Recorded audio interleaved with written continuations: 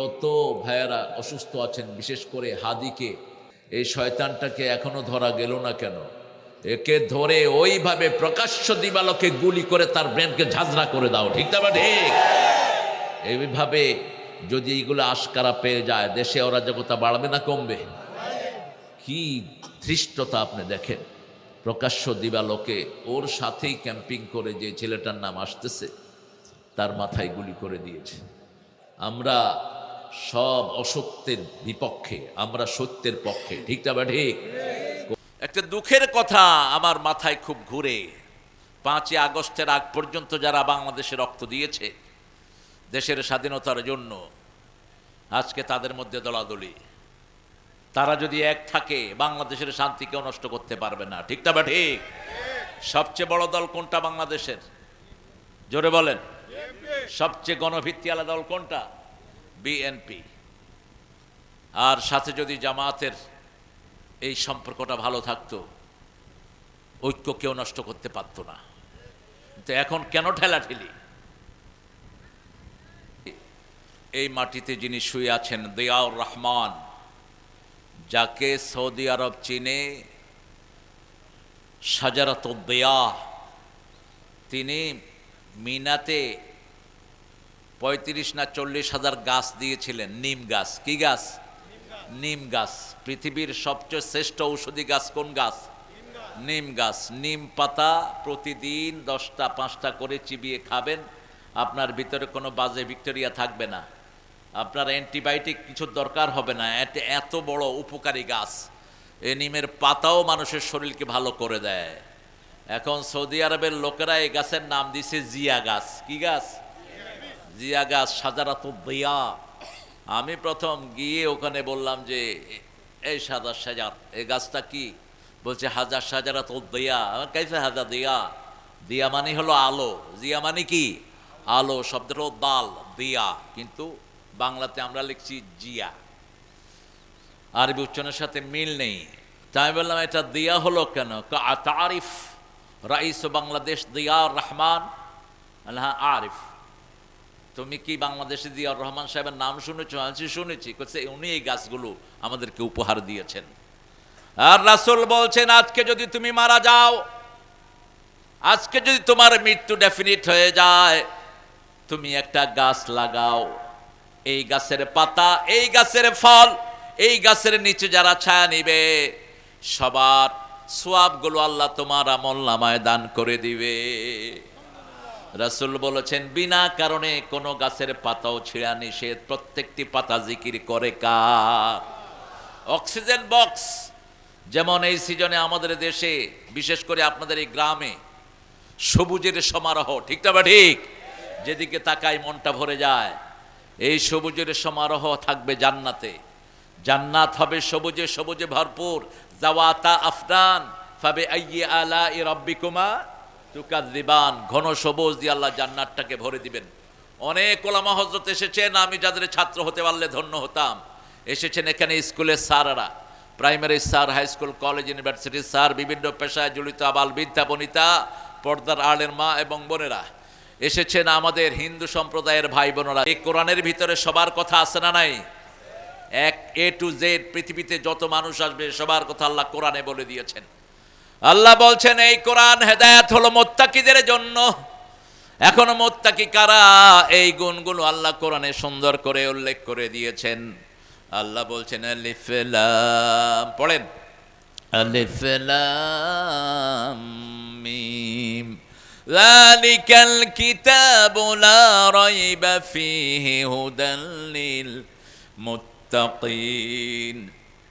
এখন মুত্তাকি কারা? আল্লাহ 5টা গুণ প্রথম বললেন, তারপরে এই সূরা বাকারার 177 নম্বর আয়াতে আরো 8টা গুণের কথা বললেন। সেই গুণগুলোর কথা বলে বললেন, উলাইকা হুমুল মুমিনুনা হাক্কা, উলাইকাল্লাযীনা সাদাকু, উলাইকা হুমুল মুত্তাকুন। ওরা হলো সত্যবাদী, ওরা হলো মুত্তাকি। ওটা একজন সাহাবী পড়েছেন, ফেরেশতার কলম বন্ধ হয়ে গেছে। ফেরেশতা বলছে, what should I write against this prayer ও মাই লর্ড? আল্লাহ, এই দোয়ার ফজিলত আমি কি লিখব? সাহাবী দোয়া করেছেন, আল্লাহ আপনার ক্ষমতা যত বড়, আপনার প্রশংসাও তত বড়, আপনার সাম্রাজ্য যত বড়, প্রশংসাও তত বড়। আল্লাহর সাম্রাজ্যের কোনো সীমানা, ক্ষমতারও কোনো সীমানা নেই। 10 মিনিট আগে হ্যান করেঙ্গে ত্যান করেঙ্গে, 10 মিনিট পরে আর দেশেও নাই। কত ক্ষমতাশীল তিনি, ঠিক কিনা? আল্লাহ বলেন উকতুব কামা ক্বালা আবদি, write it down the way my servant says, আমার গোলাম যেভাবে বলেছে সেইভাবে লিখে রাখো। আনা আজজি বিহি, I will reward him personally, আমি আল্লাহ নিজে তাকে পুরস্কার দিয়ে দেব। প্রশংসার জন্যই আমরা পৃথিবীতে এসেছি। যার প্রশংসা যত বেশি, সে তত আগে জান্নাতে চলে যাবে। সবচেয়ে বেশি আল্লাহর প্রশংসা করেছেন রাহমাতাল লিল, এই জন্য সবচেয়ে আগে জান্নাতে ঢুকবেন কে? রাহমাতাল লিল আলামিন। এরপরে গ্রাজুয়ালি সব নবী আলাইহিস সালাম ঢুকবেন। আল্লাহ আমাদেরকে জান্নাতে ঢোকার জন্য কবুল করেন। জান্নাতে যেতে চান তো? কারা কারা চান না দেখি হাত তুলে দেখান। হ্যাঁ, নতুন মাথা ভালো করে শুনতে হবে। সামি'না ওয়া আতা'না, আগে শুনবো তারপরে মানবো। আমরা সবাই জান্নাতে যেতে চাই, আল্লাহ কবুল করুন। আরো চিৎকার করে বলেন আমিন। কিন্তু জান্নাতে যাওয়ার জন্য কিছু কাজ আছে। কি আছে? কিছু কাজ আছে। যেমন বাজারে সদাই কিনি, সদাই কেনার পরে দোকানদারে কি দেই? টাকা দেন। টাকা যদি না দেন সদাই দিবে তো? কাজ না করলে আল্লাহ জান্নাত দিবেন না। তবে আল্লাহর ক্ষমতা অপরিসীম, তিনি যদি কাউকে ইচ্ছা করে জান্নাত দেন, কারো ঠেকানোর কোনো ক্ষমতা। তবে তিনি বলেছেন যে এই 2টা কাজ করবা, আমি জান্নাত দিয়ে দেব। কয়টা কাজ? 2টা। বিয়ের সময় আগে কার অনুমতি আনতে হয়? মেয়ের। মেয়েটা বলে কুদ্দুস আলী, ছেলে কুতকুতালি। তোমার বিয়ে করতে চায়, 10 লাখ টাকা মোহরানা। শিরিন, তুমি কি রাজি আছো? শিরিন যদি মতামত দেয়, তারপরে ওই কুতকুতালির কাছে যায়। ঠিক না বা ঠিক? এই জন্য সবখানে মায়েদেরকে আগে রাখবেন। আমাদের জান্নাত কোথায়? কোথায়? মায়ের পায়ের তলে। কিন্তু বাংলাদেশের বহু এলাকায় মেয়েদেরকে নির্যাতিত করা হয়। ঘরের মেয়েদের সাথে ভালো ব্যবহার করে না, এরকম বহু স্বামী আছে না নাই? তোর দুনিয়াও শেষ, আখেরাতও শেষ। যারা বহু বিবাহ করে, এরাই বিবিদেরকে তাচ্ছিল্য করে বেশি। এক বিবির খবরই রাখে না, বাকি বিবির সাথে ঢ্যাং ঢ্যাং করো। রাসূল বলেছেন কিয়ামতে তোমাকে অর্ধাঙ্গিনী করে উঠানো হবে। এক অংশ থাকবে না, এক চোখ থাকবে না, এক হাত থাকবে না, এক পা থাকবে না। সূরা নিসার 129, লান তাস্তাতি'উ আন তা'দিলু, যারা বহু বিবাহ করে এরা ভারসাম্য করতে পারে না। অতএব কোনো মেয়েকে ঝুলিয়ে রাখবা না। ওই মেয়ের যদি অধিকার দিতে না পারো, কয়টা? কয়টা? একটা। ফানকাহু মিনান নিসা'i মা তাবা লাকুম মাসনা ওয়া সুলাসা ওয়া রুবা'a ফাইন খিফতুম আল্লা তা'দিলু ফাওয়াহিদা, you can marry 2, 3, 4. If you have fear, you won't be able to make justice among your whole wife. Stay on one. 2টি করো, 3টি, 4টি। কিন্তু যদি আদল করতে না পারো, কয়টি? আদল মানে কি? আদল মানে হলো মেয়েটার যা প্রয়োজন সেটা দিবা। আদল আর ইনসাফ এক জিনিস নয়। ইনসাফ হলো নিসফুন লাকা ওয়া নিসফুন লি, অর্ধেক তোমার অর্ধেক আমার। আল্লাহ প্রথমে আদলের কথা বলেছেন, ইন্নাল্লাহা ইয়া'মুরু বিল আদলি ওয়াল ইহসান। ইন্নাল্লাহা ইয়া'মুরু বিল আদলি ওয়াল ইহসান, সূরা নাহলের 90 নম্বর আয়াত। প্রত্যেক জুমায় আমরা এটা শুনি। আল্লাহ প্রথম আদলের নির্দেশ দিয়েছেন। আদল কি? ইয়া'দিলু হিয়া আকরাবু লিত-তাকওয়া, আদল করো, এটা তাকওয়ার কাছাকাছি। আদল কি? আদল হলো, আমার ভাইয়ের বাচ্চা হলো 10টি, আমার 5টি। এখন ভাইয়ের যে খাওয়া লাগে, আমার কি একই লাগবে? ভাইয়ের 10টা অনুযায়ী তাকে ফুড দিবেন, আর আমার 5টা অনুযায়ী আমাকে দিবেন। এটার নাম হলো আদল। এটার নাম কি? আদল। এরপরে বলেছেন ইহসান, এমন ভাবে দাও যাতে কোনো টানাটানি না থাকে, সারপ্লাস। ইহসানের সাথে করো। আমরা চাই বিএনপি দেশ গঠন করুক, ক্ষমতায় বিএনপি যাক, কিন্তু আমরা চাই পার্লামেন্ট চলবে কোরআন দিয়ে, অন্য কোন কিতাব দিয়ে চলতে পারবে না। পার্লামেন্ট শুরু হবে বিসমিল্লাহ দিয়ে, শেষ হবে বিসমিল্লাহ দিয়ে, এটাই আমরা চাই। আমাদের আর কোনো চাওয়া নাই। আর কোন চাওয়া যার থাকবে সে মুসলমান না, ঠিক তবে ঠিক।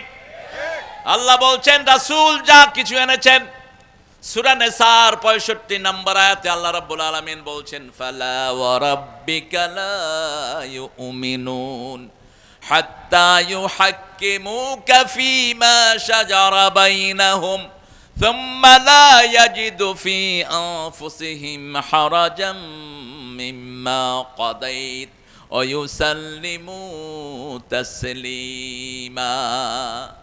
আল্লাহ নিজে কসম খাচ্ছেন, ফালা ওয়া রাব্বিক, তোমার রবের কসম, লা ইউমিনুন, তারা মুমিন না। কারা মুমিন না?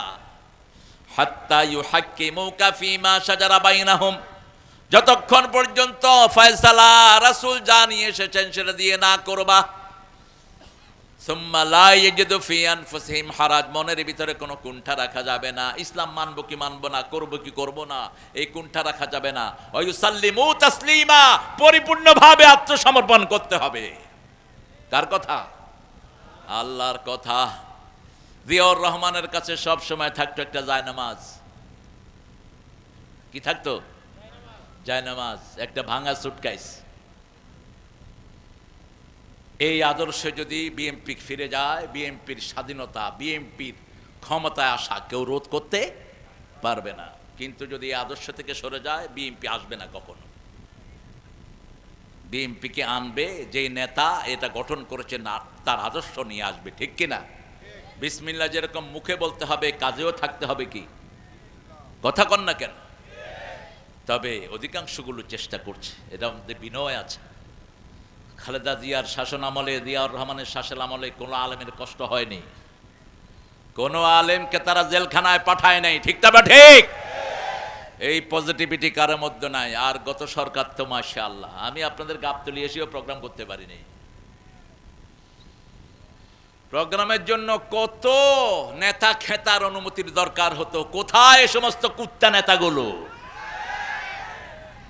ওসি ঠেলে ডিসির কাছে, ডিসি ঠেলে এসপির কাছে, এসপি ঠেলে এমপির কাছে। কোথায় সব ছাগল পাগলগুলো? কোরআন আল্লাহর কোরআন, জমিন আল্লাহর, আল্লাহর কোরআন পড়বো, কারো অনুমতির দরকার নাই, ঠিক তবে ঠিক। কোরআনের জন্য যদি জীবন দিতে হয়, রাজি আছেন না নাই? হাত তুলে দেখা দাও মুসলমান।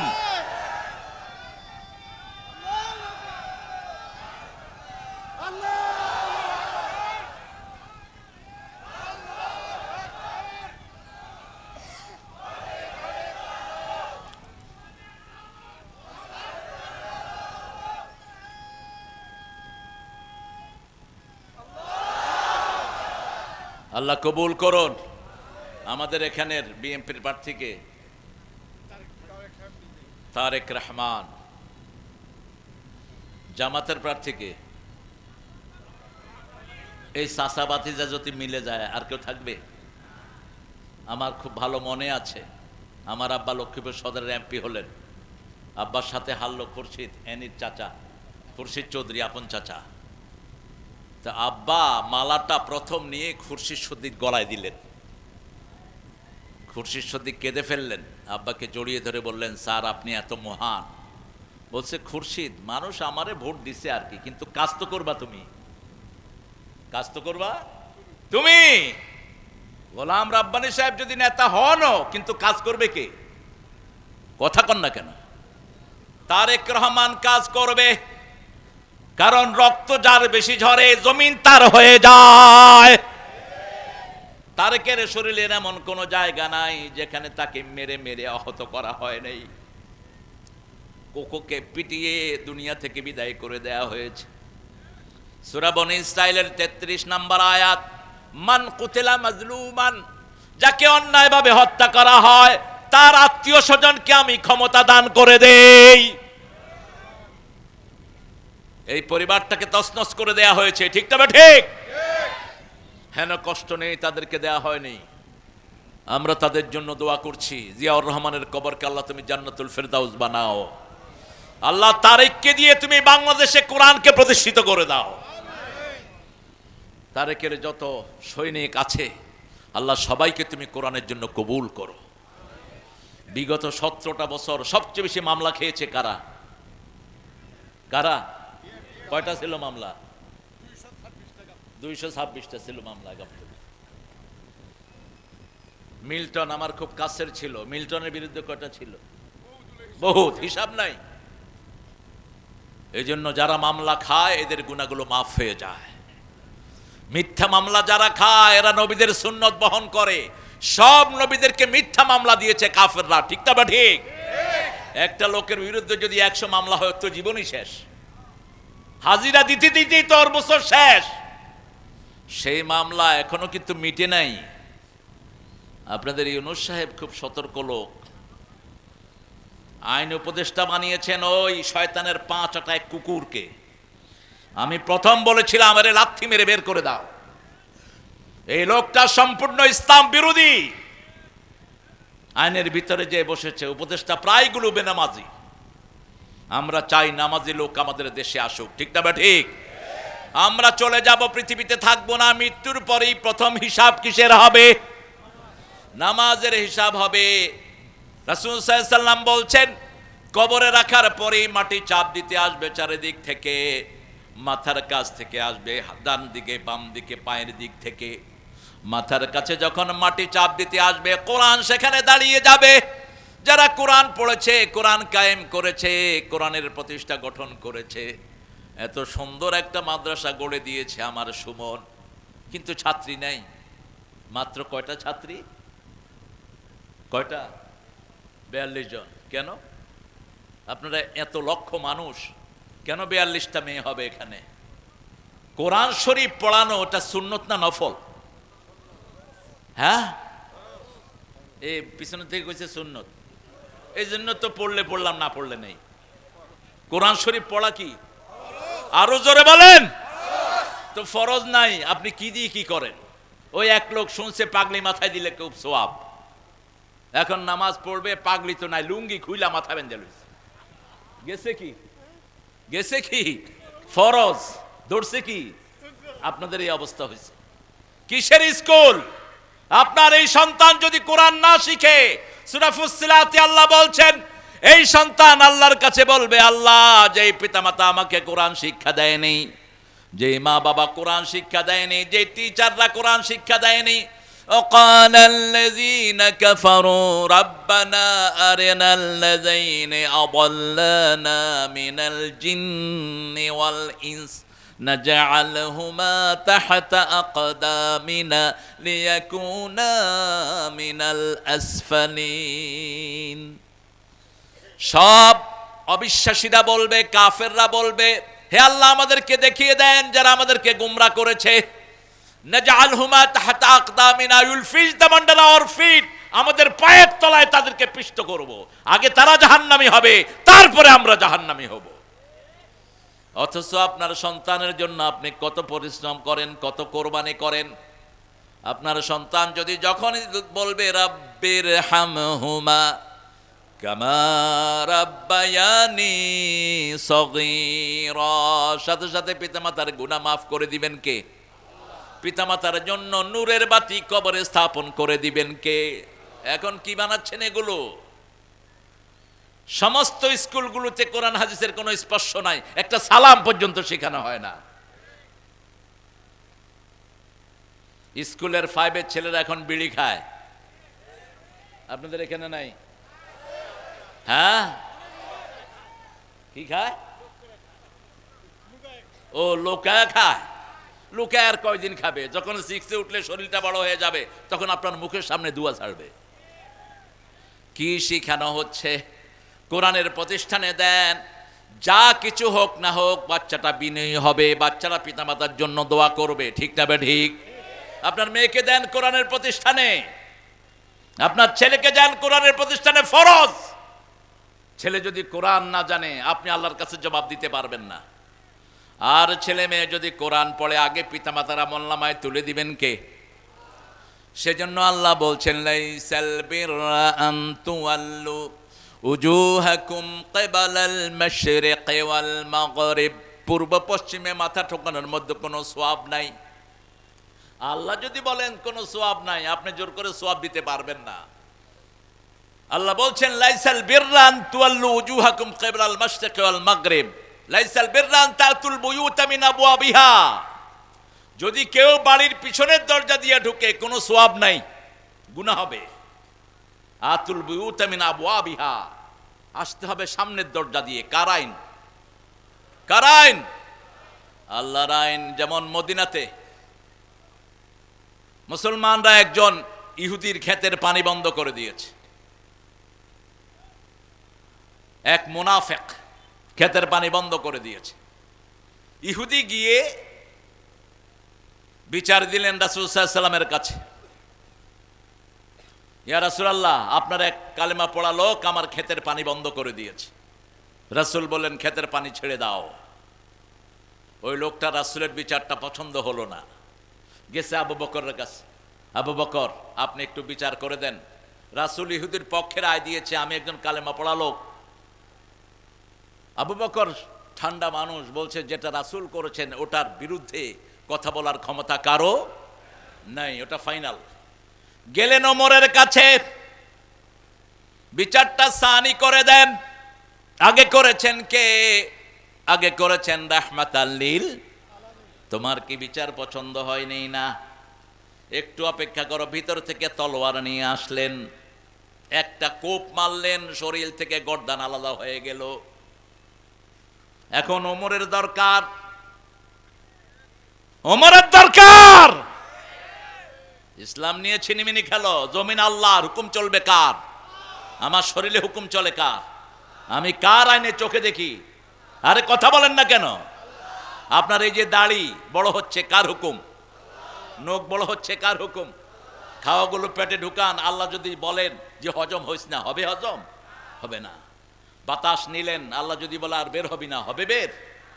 কেন আল্লাহর হুকুম মানবেন না? কি সুন্দর দলিল আল্লাহ দিচ্ছেন। 83 সূরা আল ইমরান, আফাগাইরা দীনিল্লাহি ইয়াবগুন ওয়ালাহু আসলামা মা ফিস সামাওয়াতি ওয়াল আরদ তাওআন ওয়া কারহান ওয়া ইলাইহি ইউরজাউন। তোমরা কিভাবে ইসলাম ছাড়া অন্য কিছু মেনে নিতে চাও? আকাশে, জমিনে, অন্তরিক্ষে, জলে, স্থলে, সব জায়গায় সবাই হুকুম মানছে কার? আল্লাহর হুকুম মানছে। সবাই ফিরে যাবে কার দিকে? মৃত্যুর পরে আমরা বলি ইন্না লিল্লাহি ওয়া ইন্না ইলাইহি রাজিউন। নিশ্চয়ই আল্লাহর জন্য সবাইকে ফিরে যেতে হবে কার কাছে? এই যে মওদুদ আহমেদ সাহেব আমাকে নতুন মনে করিয়ে দিল, আপনাদের এখানে এমপি ছিলেন, আজকে তিনি নাই, চলে গেছেন কার কাছে? কাউয়া কাদের ছিল, চলে গেছে কার কাছে? এখনো আছে কাউয়া, কিন্তু কাউয়ারে যে কয়বার মানুষ ইন্টারনেটে মারছে তার কোনো হিসাবই নেই। মানুষ চলে যাবে, কিন্তু থেকে যাবে কি? আমল থেকে যাবে। জিয়াউর রহমানকে শহীদ করা হয়েছে, আল্লাহ তার শাহাদাতকে কবুল করুক। যারা তাকে শহীদ করেছে একটাও দুনিয়াতে, তাদেরকে আল্লাহ এমনি সরায়া দিস, এটাই আল্লাহর দস্তুর। কিন্তু তার আমলটা রয়ে গেছে। একটা পয়সা তো দূরের কথা, ওই ভাঙা সুটকেস রেখে দুনিয়া থেকে বিদায় হয়েছে। আপনি কি নিয়ে বিদায় হবেন? যখন ওমর ওই লোকটাকে শরীর থেকে গর্দান ফেলে দিল, সারা মদিনায় প্রচারিত হয়ে গেল, কাতালা ওমর মুসলিমান। রাসূল সাল্লাল্লাহু আলাইহি ওয়াসাল্লামের কাছে বিচার গেল। রাসূল মসজিদে নববীতে ঢুকছেন আর বলছেন লা আযুন আন্না ওমর ইয়াশতারি কাতলা আখিল মুসলিম। আমি কখনো ধারণাই করতে পারি না আমার ওমরের হাত কোনো মুসলমানের রক্তে রঞ্জিত হবে। কথা শেষ না হতে জিবরাইল আমিন সূরা নিসার 65 নম্বর আয়াত নিয়ে নাজিল হলেন, ফালা ওয়া রাব্বিকা লা ইউমিনুন। হে নবী আলাইহিস সালাম, আপনি বলে দেন আল্লাহর কসম। কসম খাচ্ছেন কে? আল্লাহ আল্লাহর কসম খাচ্ছেন। ফালা ওয়া রাব্বিক, তোমার রবের কসম, ওরা মুমিন না। যারা রাসূলের বিচার মানে না তারা কখনো মুমিন হতে পারে না। যারা রাসূলের উপরে সন্তুষ্ট না তারা মুমিন হতে পারে না। যারা ইসলামের ব্যাপারে মনের ভিতরে খুদুর নুদুর তারা কখনো মুমিন হতে পারে না। প্রতিদিন সকাল এবং সন্ধ্যাবেলায় রাসূল একটা দোয়া পড়তেন আর বলতেন, এই দোয়াটা যারা পড়বে দুনিয়াতে থাকতেই তাদের জন্য জান্নাত বরাদ্দ হয়ে যাবে। পড়েন রাদিতু বিল্লাহি, পড়েন রাদিতু বিল্লাহি রাব্বাও আবিল ইসলামে দীনাও আবে মুহাম্মাদিন সাল্লাল্লাহু আলাইহি সাল্লাম নবিয়্যাও ওয়া রাসূলা। আল্লাহকে রব পেয়ে আপনারা খুশি না বেজার? আল্লাহ আমার রব। কোনো আওয়াজ নাই, এদের একটু খাওয়া দিতে হবে। সুমন, জোরে বলেন আল্লাহ আমার রব, এই রবি আমার সব, যিনি দিলেন সব তিনি হলেন রব। আপনারা শুধু কাঁচামরিচের শুকরিয়া তো আদায় করতে পারবেন না। বগুড়ার যে কাঁচামরিচ সেটা সারা দুনিয়া এটার নাম। সুবহানাল্লাহ। কয় রকমের কাঁচামরিচ আছে বলুন তো? দেখছেন কত রকমের। ইন তাউদ্দু নি'মাতাল্লাহি লা তুহসুহা। আল্লাহর একটা নিয়ামত যদি গনে তুমি শেষ করতে পারবে না কিয়ামত পর্যন্ত। কাঁচামরিচের মধ্যে একটা আছে লম্বা, একটা আছে ছোট, কিন্তু ঝাল খুব। কি নাম এটা? জানেই না। কি বিন্দি? কারেন্ট মরিচ। খাইলে শরীরে কি হয়? কারেন্ট সৃষ্টি হয়। এটা খাবেন, হার্টের ব্লক ছুটে যাবে। মেডিকেলি পরীক্ষিত। কাঁচামরিচ যারা খায় পেটে গ্যাস জমতে পারে না, হার্ট ভালো থাকে, ফ্রেশ থাকে হার্ট। এই নিয়ামত বগুড়াতে বেশি না কম? বেশি। আর কি নিয়ামত বগুড়ায় আছে? তরি তরকারি আছে না নাই? কোন জিনিসের কমতি আছে বগুড়ায়? আমরা বগুড়া সোল পুঁটি মাছ ধরতে গিয়ে ধরে আনলাম। আলু সারা পৃথিবীর সব মানুষের প্রিয় খাদ্য কি? আলু। বগুড়াতে বেশি না কম? কোন জিনিস নাই সেটা বলেন। ঢাকার সব সুযোগ সুবিধা এখানে আছে, যাতায়াত থেকে শুরু করে সব। সেই জন্য আল্লাহ বলছেন আমার ইসলামকে মানবা, আমাকে রব পেয়ে যারা খুশি, আমার ইসলাম পেয়ে যারা খুশি, নবীকে নবী পেয়ে যারা খুশি, তাদের জন্য আমি জান্নাত বরাদ্দ করে দেই। কারণ আমাদেরকে ইসলাম দিয়ে খুশি হয়েছেন কে? আল্লাহ বলছেন আলিয়াউমা আকমালতু লাকুম দীনাকুম ওয়া আতমামতু আলাইকুম নি'মাতি ওয়া রাদিতু লাকুমুল ইসলাম দীনা। আজকের দিনে আমার নিয়ামত আমি তোমাদের জন্য পরিপূর্ণ করে দিলাম। আলিয়াউমা আকমালতু লাকুম দীনাকুম, আমার দিন তোমাদের জন্য পরিপূর্ণ করে দিলাম, নিয়ামত পরিপূর্ণ করে দিলাম। ওয়া রাদিতু লাকুমুল ইসলাম দীনা, তোমাদেরকে ইসলাম দিয়ে আমি আল্লাহ খুশি হয়ে গেছি। আপনারা খুশি না বেজার? ইসলাম অনুযায়ী চলবেন তো? চলবেন তো? কারা কারা হাত তুলে দেখান একটু কষ্ট করে। আল্লাহ হাতগুলো কবুল করেন। আরো চিৎকার করে বলে আমিন। এবার আল্লাহ আমার আল্লাহ বলছেন আসল সওয়াব হলো ওয়ালাকিন্নাল বিররা মান আমানা বিল্লাহ, আল্লাহর উপর ঈমান আনতে হবে। মুমিন আর কাফের মুশরিকের মধ্যে পার্থক্য হলো নামাজ আজান হলেই মুমিন কোথায় যাবে? মসজিদে। আর কাফের মসজিদে যাবে না। মুশরিক মসজিদে যাবে না। মুশরিক মসজিদ গড়তে পারে কিন্তু মুসল্লি বাড়ায় না, মুসল্লি কমায়। বহু মুশরিকের পয়সায় মসজিদ হয়। ইমামদেরকে যারা খুন করে, ঠিক না ঠিক? ইমামদেরকে যারা মারে তারা ইসলামকে মারে। আলেমদের সাথে যারা দুশ্মনী করে, আল্লামা সাইদিকে সবচেয়ে বেশি পছন্দ করতেন যে নেত্রী, ওনার নাম কি? কয়েক ঘন্টা কেঁদেছেন সাইদি সাহেবের মৃত্যুতে। ওনার পাশে দাঁড়ানো ছিল শহীদুদ্দিন চেদরিয়ানি, আমার নাতি হয় সম্পর্কে। উনি ফোন করেছে, না ম্যাডাম কাঁদতেছেন খুব। ফোন করেছে আমার এক খাদেমকে, আবুল কালাম আজাদ আজহারি, আমার অত্যন্ত আদরের স্নেহের। সে বলছে আপনার নাতি ফোন করেছেন, যে দা ফোন দাও। কোথায় তুমি? বলছে আমি ম্যাডামের কাছে। যখনই সাইদি সাহেবের খবরটা প্রচারিত হলো তিনি অঝরে কেঁদেছেন, অঝরে কেঁদেছেন। ধর্মীয় মন্ত্রণালয়ের চেয়ারম্যান বানিয়েছিলেন এই সাইদি সাহেবকে বেগম খালেদা জিয়া। স্বাধীনতার পরে যখন ইসলাম আলাদের কোনো নাগরিকত্ব ছিল না, নাগরিকত্ব দিয়েছেন জিয়াউর রহমান। সেই জন্য এই দুই দলের মধ্যে আমরা ঐক্য চাই। কি চাই? ঐক্য চাই। আমরা চাই এক দল আরেক দলকে ভালোবাসবে। এই পার্থক্য করার জন্যই তো ওই কাঁঠাল রানী সব আয়োজন করতেছে। ও পিনাকির বাড়িও তো আপনাদের বগুড়ায়। হায় রে হায়, সবগুলো খাপের খাপ মিলে গেছে। আল্লাহর কাছে আমরা ঈমান চাই। কি চাই? ঈমানের জন্য 5 ওয়াক্ত নামাজ কোথায় পড়বো? মসজিদে। আর বাচ্চাগুলোকে কোথায় দেব? মাদ্রাসায়। হাই স্কুলে যদি সিলেবাস হয় কোরআনের, আমাদের কোনো আপত্তি নাই। আমরা চাই আমাদের বাচ্চারা কোরআন পড়ুক, আমাদের বাচ্চারা কোরআনের হাফেজ হোক। একটা ছেলে যদি হাফেজ হয়, সে যদি কোরআনের হালালগুলোকে হালাল মানে, হারামগুলোকে হারাম মেনে বর্জন করে, কোরআনের উপর আমল করে, ওই ছেলে 10 জনকে সুপারিশ করবে ওয়াজাবাত আলাইহিমুন নার, যাদের প্রত্যেকের উপরে জাহান্নাম ওয়াজিব হয়ে গেছে।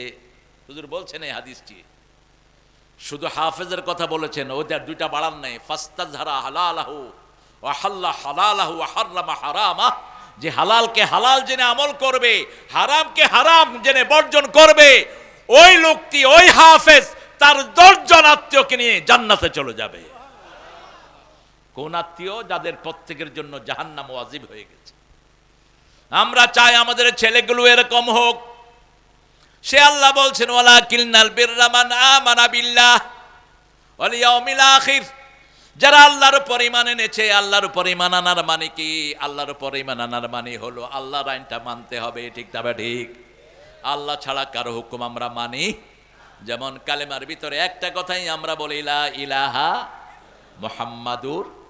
আল্লাহ বলছেন সূরা মুহাম্মাদে, ফাআলাম আন্নাহু লা ইলাহা ইল্লাল্লাহ। তোমরা জানো এই কালেমার ভিতরে কি পড়ছো? এই কালেমা পড়ার কারণেই রাসূলকে মারা হলো, এই কালেমা পড়ার কারণে রাসূলকে মক্কা ছেড়ে বিদায় করে দেয়া হলো, এই কালেমা পড়ার কারণেই বেলালের অঙ্গহানি করে দেয়া হলো, বেলালের পিটিয়ে পিটিয়ে অজ্ঞান করে বেলালের বুকের উপর পাথর চাপা দেয়া হলো, সুমাইয়া রাদিয়াল্লাহু আনহাকে ধরে আনা হলো, হাত বাঁধা হলো, পা বাঁধা হলো। মুখের কাছে আবু জেহেল গিয়ে বলছে, এখনো তুমি কোরআনের পথ থেকে সরে যাও, মুহাম্মদকে বলে যাও। সুমাইয়া তার সমস্ত থুতু মুখের কাছে এনে আবু জেহেলের মুখে মেরে দিলেন, আর বললেন, আমি দুনিয়া ছাড়বো কিন্তু মুহাম্মদকে ছাড়তে রাজি। হাতের বল্লম দিয়ে এমন জোরে লজ্জাস্থানে আঘাত করেছে আবু জেহেল। সুমাইয়া রাদিয়াল্লাহু আনহা বললেন, ফুজতু ওয়া রাব্বিল কাবা, কাবার রবের কসম আমি সফল হয়ে গেছি। তিনি শহীদ হয়ে গেলেন। আমরাও যদি ঈমান রক্ষার জন্য জীবন দিতে হয় রাজি আছেন না নাই? আরো জোরে বলেন। হেফাজতের হুজুরদেরকে রক্ষার জন্য এই খালেদা জিয়া প্রথম নির্দেশ দিয়েছেন বিএনপির সব জনশক্তিকে, তোমরা থাকবা যতক্ষণ পর্যন্ত আলেমরা থাকেন।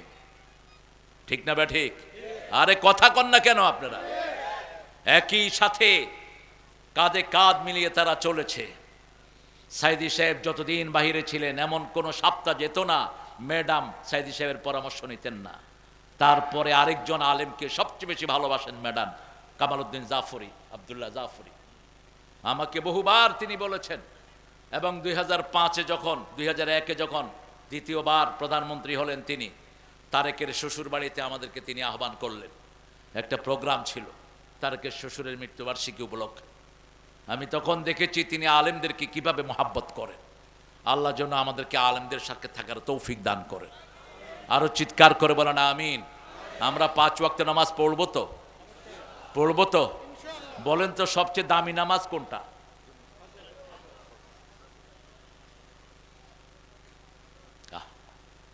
কতদিন ভরে নামাজ পড়েন, দামি নামাজটা চিনলেন না। 238 সূরা বাকারা, কত নাম্বার বললাম? 238। আল্লাহ বলছেন, হাফিজু আলাস সালাওয়াতি ওয়াস সালাতিল উস্তা ওয়া কুমু লিল্লাহি কানিতিন। হেফাজত করো সব নামাজকে, স্পেশালি মধ্যের নামাজ। 5 ওয়াক্ত নামাজ, 2 ওয়াক্ত দিনে, 2 ওয়াক্ত রাতে, মধ্যখানে 1 ওয়াক্ত আছে। কি নাম এটার? আসর।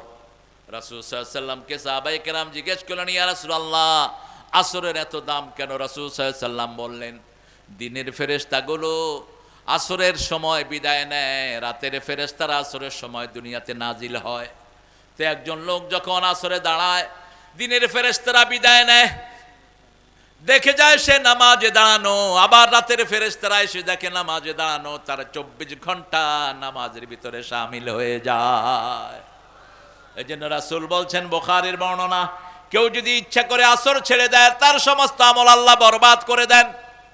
আর যদি ওই দিনের আসর ছুটে যায়, যে কোনো কারণে যদি আসর সে কাজা করে, ওই দিনের আমল তার নষ্ট হয়ে যায়। আর আসর যদি ছেড়েই দেয়, সারা জীবনের আমল তার বরবাদ করে দিবেন কে? মান আমানা বিল্লাহি ওয়াল ইয়াউমিল আখির। আখিরাতের কথা কেন বললেন? আল্লাহ এখানে ঈমানের কথা বললেন, কিন্তু সূরা বাকারার শুরুতে বললেন অবিল আখিরাতে হুম ইউকিনুন। আখিরাতের প্রতি তোমরা ইয়াকিন আনবা। ইয়াকিন আর ঈমানের মধ্যে পার্থক্য হলো অনেক বড়। যেমন এই মাহফিলটার ব্যাপারে পোস্টারিং হয়েছে, লিফলেটিং হয়েছে, মাইকিং হয়েছে, তখন ওটা ছিল ঈমান। তখন ওটা ছিল কি? আজকে আপনারা এসেছেন লাখ লাখ মানুষ চারিদিক থেকে, আজকে আবার চলে যাবেন, এটাও একটা বিশ্বাস। এটার নাম ইয়াকিন। এটার নাম কি? ইয়াকিন। চোখে দেখেছে এটা বিশ্বাস। চোখের সামনে আনতে হবে আখিরাত। তাহলে আপনাকে দিয়ে কোনো অপকর্ম হবে না, আপনাকে দিয়ে কোনো গুনার কাজ হবে না, কারো জমির আইল ঠেলা হবে না, কোনো মেয়ের ইজ্জত লুণ্ঠন হবে না, কোনো মেয়ের মোহরানা আত্মসাৎ হবে না। সব গাবতলীর লোকেরা ভালো, মোহরানা দিয়েই সবাই বিয়ে করে। হ্যাঁ, আহা, কোন সংস্কৃতি এটা? কোত্থেকে চালু হলো? মোহরানা বাকি। বাকির নাম? বাকির নাম?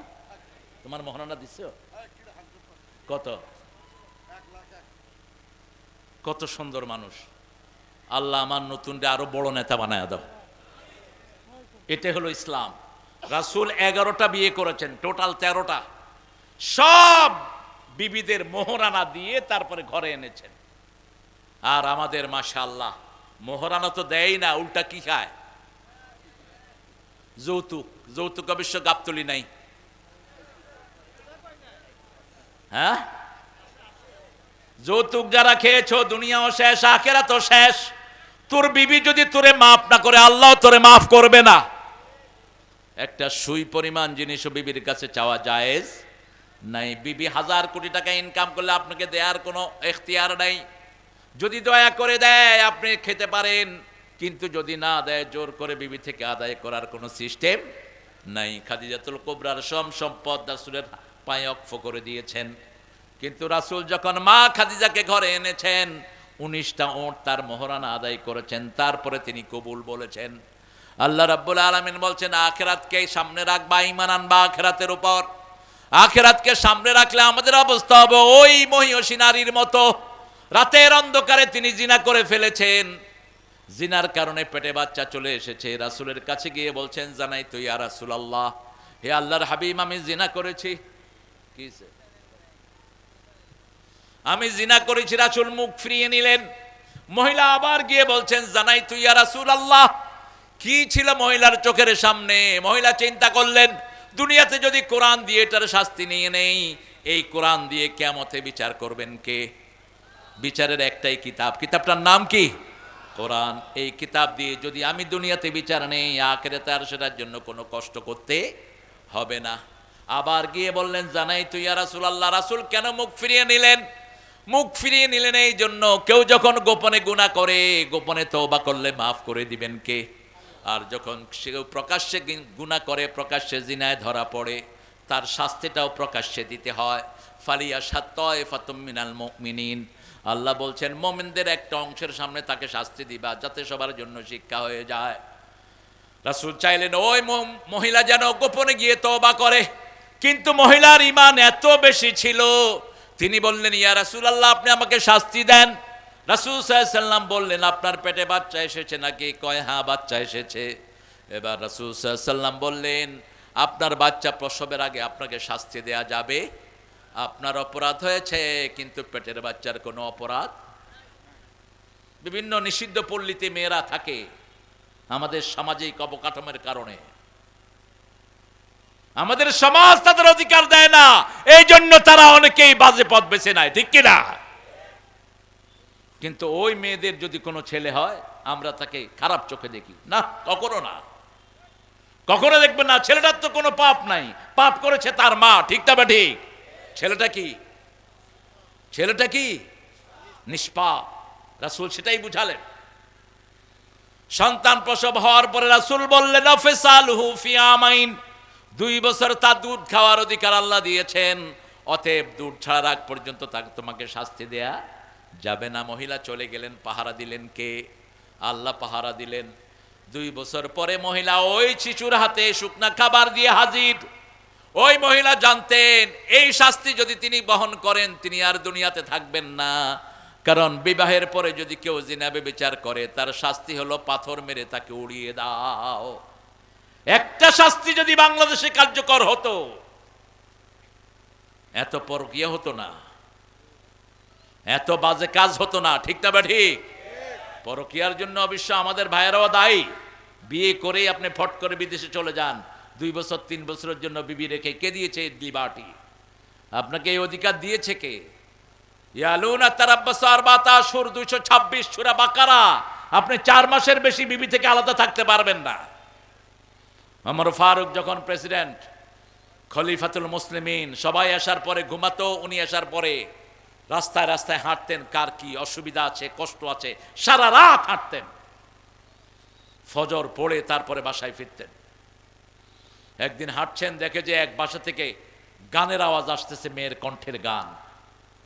তিনি পিছন দিক দিয়ে বাড়িতে ঢুকে পড়লেন। যখনই ঢুকলেন ভিতরের মেয়ে বলছে যে আমার বাড়িতে ঢুকেছো, তুমি 3টা বড় অপরাধ করেছো, দাঁড়াও। যখনই ওমর ফারুক শুনলেন 3টা অপরাধ, তিনি দাঁড়িয়ে গেলেন। কি অপরাধ? মহিলা প্রথম বলছে আতুল বুয়ুতা মিন আবওয়াবিহা, আল্লাহ বলেছেন বাড়ির সামনের দরজা দিয়ে আসতে, তুমি পিছন দিয়ে ঢুকলা কেন? 1 নম্বর অপরাধ। দ্বিতীয় অপরাধ, সূরা নূরের ভিতরে আল্লাহ বলছেন লা তাদখুলু বুয়ুতান গায়রা বুয়ুতিকুম হাত্তা তাস্তানিসু ওয়া তুসাল্লিমু আলা আহলিহা, তুমি নিজের ঘর হোক অন্যের ঘর হোক অনুমতি এবং সালাম না দিয়ে ঢুকবা না। তুমি অনুমতিও নাও নেই, সালামও দাও নেই। ওমর ফারুক সাথে সাথে নিজের ভুল স্বীকার করলেন। এটাই হলো মুমিনের কাজ। ভুল করলেই মুমিন স্বীকৃতি দিবে কার কাছে? আল্লাহর কাছে। সাথে সাথে তিনি বললেন, কত বড় ওমর! কোন ওমর? রাসূল বলছেন লাউ কানা নাবিয়্যাম মিন বাদি লাকানা ওমর, আমার পরে যদি কেউ নবী হতো ওমর নবী হয়ে যেত। কোন ওমর? ওমরের সিদ্ধান্তের উপর কোরআনের আয়াত নাজিল হয়েছে। ওমর ফারুক সিদ্ধান্ত দিয়েছেন একটা, সাহাবায়ে কেরাম আরেকটা। ওমর ফারুকের উপর সিদ্ধান্তের উপর কোরআন নাজিল করেছেন কে? কোন ওমর? বসতেন এখানে, শত শত মাইল দূরে তার চোখ থাকতো। মসজিদে নববীতে খুতবা দিচ্ছেন, হিমসে সাহাবায়ে কেরাম যুদ্ধ করছেন পাহাড়ের উপর। তিনি খুতবায় দাঁড়িয়ে বললেন, ইয়া সারি আল জাবাল আকবিল, হে পাহাড়ে আরোহণকারীরা সামনের দিকে যাও। মসজিদে নববীর লোকেরা বলছে আপনি জুমা পড়াচ্ছেন এখানে, এখানে পাহাড় পেলেন কোথায়? আমরা কোথায়? কাকে কি নির্দেশ দিচ্ছেন? তিনি বলছেন আমি জুমা পড়াচ্ছি এখানে, কিন্তু আমার চোখ শত শত মাইল দূরে, ওখানে সাহাবায়ে কেরাম যুদ্ধ করছেন, আমি তাকে যুদ্ধের নির্দেশনা দিচ্ছি। সুবহানাল্লাহ বলবেন না? যে হুজুর বলছে সুবহানাল্লাহ, বাড়ি গিয়ে বললেন, জোরে বলেন সুবহানাল্লাহ। এই যে সুবহানাল্লাহ বললেন, কি লাভ হলো বলেন? লাভ হলো মিস্টার ইবলিস আশেপাশে থাকলে দৌড়। চিৎকার করে বলেন সুবহানাল্লাহ। এগুলো বেশি পড়বেন, 4টা কালেমা বেশি পড়লে আপনার রিজিক বাড়বে, আপনার শরীর সুস্থ থাকবে, সব রকমের ব্যাকটেরিয়া থেকে আল্লাহ আপনাকে হেফাজত করে দিবেন। এখন তো রোগের কোনো সীমানা নাই, এই তসবিহগুলো মানুষকে রোগ মুক্ত রাখে। ওমর ফারুক যখন এটা বললেন, ওই মুজাহিদরা যখন যুদ্ধ থেকে ফিরে আসলেন, লোকেরা জিজ্ঞেস করলো কয়েক জুমা আগে আপনাদেরকে ওমর ফারুক নির্দেশ দিয়েছেন, আপনারা কি শুনেছেন? ওই লোকেরা বলছে তোমরা যা শুনেছ আমরাও তাই শুনেছি। নীল নদের পানি শুকিয়ে ফেলতো দৈত্যরা, জিনেরা। সুন্দরী রমণী বলি দিলে এটা ছেড়ে দিত। এখনো বলি সিস্টেম হিন্দু ধর্মে আছে না নাই? ওমর ফারুক যখন ক্ষমতায় বসলেন, ওনার কাছে মিশর থেকে আসলো যে ইয়া রাসূলুল্লাহ, ইয়া ওমর খলিফাতুল মুসলিমিন, বছরের একটা সময় নীল নদের পানি শুকিয়ে যায়, 4টা নদীর জন্ম হলো জান্নাতে। কয়টা নদী? আরে কথা বলেন না কেন? নীল নদ, দজলা, ফোরাত, টাইগ্রিস, আরেকটা নদী, এই 4টা নদীর জন্ম জান্নাতে। জান্নাতি মাছ হলো তেলাপিয়া। নীল নদে সবচেয়ে বেশি কোন মাছ? তেলাপিয়া। তেলাপিয়া খাবেন, অসংখ্য রোগের ঔষধ। ইন্টারনেটে এগুলো প্রায় আসে। এখন পয়সালারা তেলাপিয়া খায় না, কারণ এটা গরিবের মাছ। গরিবেরই তো হার্ট ভালো, আর পয়সালেরই তো হার্ট খারাপ। ঠিক না বা ঠিক? গরিবের শরীর খুব ভালো, 2 কেজি গোস্ত দিলে খায়া কয় আরো 2 কেজি দে, আমি আসি। আর পয়সালারা দিলে 1 টুকরা খায়া কয় আমার দৌড়ছে, তো দরাই থাকবে। তো তেলাপিয়া খাবেন আর খাবেন পাঙ্গাস। পাঙ্গাসের তেল হার্টের মহা ঔষধ। এটা আমার কথা নয়, ডক্টর বদরুদ্দোজা চৌধুরী, বিএনপির যিনি এক সময় সেক্রেটারি ছিলেন, প্রেসিডেন্ট ছিলেন বাংলাদেশের, তিনি বলেছেন তার লেখনীর ভিতরে। তো ওমর ফারুক বললেন আমার একটা চিঠি নীল নদকে নিয়ে দাও। তিনি লিখলেন ইয়া নাহারে নীল, উপরে লিখলেন বিসমিল্লাহির রহমানির। কথা কন না কেন? বিএনপি কে বলা হতো কিসের সরকার? বিসমিল্লাহ সরকার। কিসের সরকার? জানেও না, জানেও না কিসের সরকার? বিসমিল্লাহ সরকার। লিখেছে বিসমিল্লাহির রহমানির রহিম ইলা নাহারে নাইল। নীলনদ তোমাকে লিখছি, এই চিঠি পাওয়ার পরে তুমি আর শূন্য থাকবা না, তুমি ভর্তি হয়ে যাও। চিঠি ছাড়তে দেরি, ভরতে আজও সেই নীল নদের পানি 1 ছটাক কমে যায় না। পৃথিবীর বিশুদ্ধ পানিদের একটি পানি নীল নদের পানি। ওমর ফারুকের এই গুণ শুধু 1টা 2টা নয়। সেই ওমর ফারুক রাদিয়াল্লাহু আনহু রাসূল সাল্লাল্লাহু আলাইহি ওয়াসাল্লামের সবচেয়ে প্রিয়জনের একজন। সেই ওমর ফারুকের কথা বলতে গিয়ে রাসূল সাল্লাল্লাহু আলাইহি ওয়াসাল্লাম বলছেন আমার পরে যদি কেউ নবী হতো ওমর হতো। আবার এই ওমর ফারুকের ব্যাপারে রাসূল বলছেন আমি মেরাজে গেলাম, ওযু করছি, সামনে তাকিয়ে দেখি জান্নাত। এত সুন্দর একটা বিল্ডিং জান্নাতে, আমি এত সুন্দর বিল্ডিং আর কখনো দেখি নাই। আমি জিবরাইল আমিন আলাইহিস সালামকে জিজ্ঞেস করলাম এত সুন্দর বিল্ডিং আল্লাহ কার জন্য বানিয়েছেন? সাইয়েদনা জিবরাইল আমিন আলাইহিস সালাম বলছেন ইয়া রাসূলুল্লাহ, এটা আল্লাহ ওমর ফারুকের জন্য বানিয়েছে। অর্ধ পৃথিবী করেছো শাসন ধুলার তক্তে বসে, খেজুর পাতার প্রাসাদ তোমার বারবার গিয়েছে খসে। অর্ধ পৃথিবী শাসন করেছেন কিন্তু তার ঘর ছিল বালুর। কিসের ঘর? নিচে বালু, চারিদিকে খেজুর পাতার ছাউনি। এই ছিল ওমর। দুপুরের সময় রেস্ট নিতেন খেজুর গাছের তলায়। আর এখন আমাদের প্রাসাদ হয়েছে, পয়সা যার যত বেশি তার ভয় তত বেশি, ঠিক কিনা? যার পয়সা কম তার কোনো ভয়, যেখানে সেখানে ঘুমাইতে পারে। রিকশাওয়ালা কোথায় ঘুমায়? রিকশার উপরে। নিলে আর কি নিবি? নৌকার মাঝি কোথায় ঘুমায়? নৌকায়। আর আমাদের যেগুলোর পয়সা বেশি এগুলোর পাহারাদারও তারপরও ঘুম নাই। চোখ এমনি তাকায় রয়েছে, কয় ঘুমান না কেন? কয় ঘুমান আসে না, ট্যাবলেট খা। ট্যাবলেট না, দুনিয়া খাইলেও তোর ঘুম আসবে না। অন্য মানুষের ঘুম হারাম করেছিস, আল্লাহ তোর ঘুম ছিনিয়ে নিয়েছে, ঠিক কিনা? অন্য মানুষের শান্তি নষ্ট করেছ, তোমার শান্তি নষ্ট করে দিবেন কে?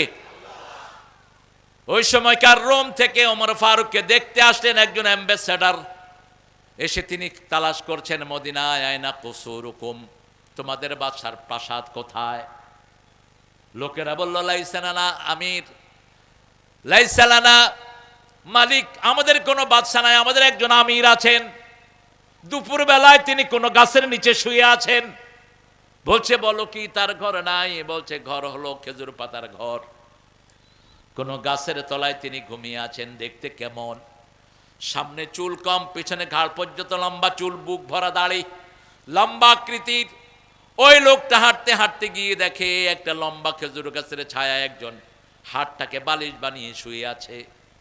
তিনি মিলাতে লাগলেন, লোকদেরকে জিজ্ঞেস করলেন মান হাযার রাজুল, উনি কে? বলছে আমিরুনা ওমর ফারুক রাদিয়াল্লাহু আনহু, তিনি হলেন আমাদের আমির ওমর ফারুক। লোকটা দেখে কাঁদতে শুরু করলো আর বলল আদিলতা আমিনতা, তুমি মানুষকে আদল দিয়েছো, মানুষের হক দিয়েছো, আল্লাহ তোমাকে নিরাপত্তা দান করে দিয়েছে। আমরা মানুষকে হক দিব, তাহলে আমাদের হক দিবেন কে? ওই মহিলাকে রাসূল বললেন কোমর পর্যন্ত গাড়িয়ে দাও। কোমর পর্যন্ত গাড়িয়ে দেওয়া হলো এবং তাকে স্টোনিং করা হলো, পাথর মারা হলো। চারিদিক থেকে পাথর মারা হচ্ছে, রক্ত ফিনকি দিয়ে বের হচ্ছে। একজন সাহাবীর গায়ে সে রক্ত পড়লো। সাহাবী একটা গালি দিয়ে বসলেন।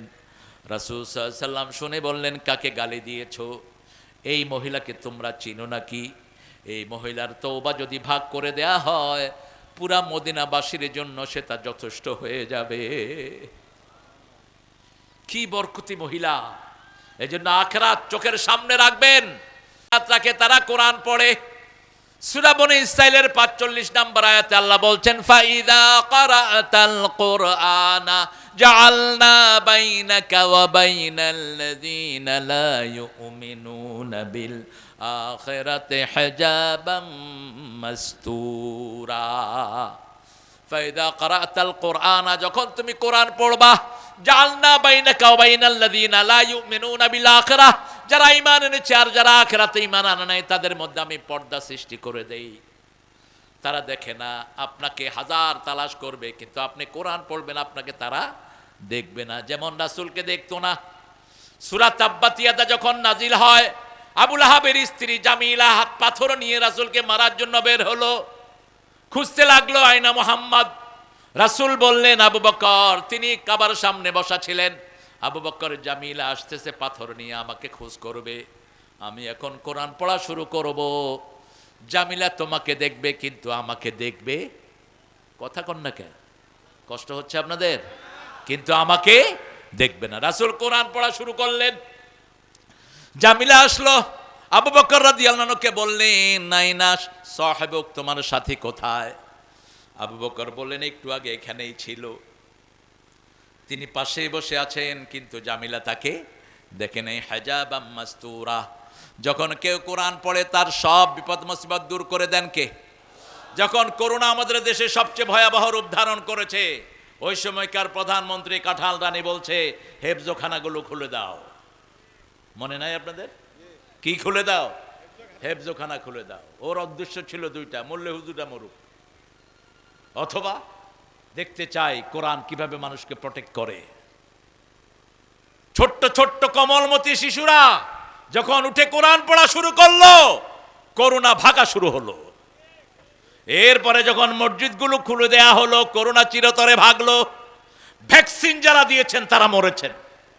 এখন যারা অসুস্থ হচ্ছে, ভ্যাকসিনের বিষক্রিয়া, এই চুলকানি, তারপরে এই যে রক্ত জমাট বেঁধে যাওয়া, সবগুলো ভ্যাকসিনের সব রোগগুলো এখন এই সব যারা ভ্যাকসিন দিয়েছেন তারা শেষ, আর যারা ভ্যাকসিন দেন নেই তারা সুস্থ আছে। আলহামদুলিল্লাহ বলেন। গ্রাম দেশে আমাদেরকে হেফাজত করে দিয়েছেন কে? এই জন্য কোরআন পড়বেন, আয়াতুল কুরসি পড়বেন 5 ওয়াক্ত নামাজের পরে। রাসূল বললেন 5 ওয়াক্ত নামাজের পরে যারা আয়াতুল কুরসি পড়বে, তার মধ্যে মৃত্যুর মধ্যে জান্নাতের মধ্যে পার্থক্য হলো মধ্যখানে মৃত্যু। মৃত্যুর পরেই তাকে জান্নাত দান করে দিবেন কে? এখন আয়াতুল কুরসির ভিতরে আল্লাহর 8টা ক্ষমতার উপর আপনি ঈমান আনছেন। আল্লাহু লা ইলাহা ইল্লা হুয়াল হাইয়ুল, আল্লাহ ছাড়া কোনো ইলাহ নাই। আইন মানবো একমাত্র কার? একমাত্র আল্লাহর আইন মানবো। হুয়াল হাইয়ুল কাইয়ুম, তিনি সব সময় চিরস্থায়ী এবং চিরঞ্জীব। চিরস্থায়ী মানে সব কিছুর মালিকানা তার। লাহু মাহফিস সামাওয়াতি ওয়া মাহফিল আরদ, আকাশও তার, জমিনও। আমরা কার? কথা কন না কেন? আমাদের শরীর কার? আল্লাহর। যেই কদিন হায়াত রেখেছেন থাকবো, যখনই হায়াত শেষ চলে যেতে হবে, থাকার কোনো উপায়। লাহু মাহফিস সামাওয়াতি ওয়া মাহফিল আরদ মান যাল্লাযী ইয়াশফাউ ইনদাহু ইল্লা বিইذনিহি, আল্লাহর হুকুম ছাড়া সুপারিশ করার ক্ষমতা কারো। 4-5 জন পীর ধরে কয় আমার হাত পা ধরে এমনি করে ঝুলে মারবে, আমি গিয়ে বেহেশতের ভিতরে ঢুকে বসে থাকব। তোর পীরের কোন পাত্তা থাকবে? নবীরাই নাফসি করে চিৎকার করতে থাকবেন। প্রত্যেক নবী বলবেন নাফসি নাফসি, শুধু রাসূল মুহাম্মদ সাল্লাল্লাহু আলাইহি সাল্লাম বলবেন উম্মতি উম্মতি।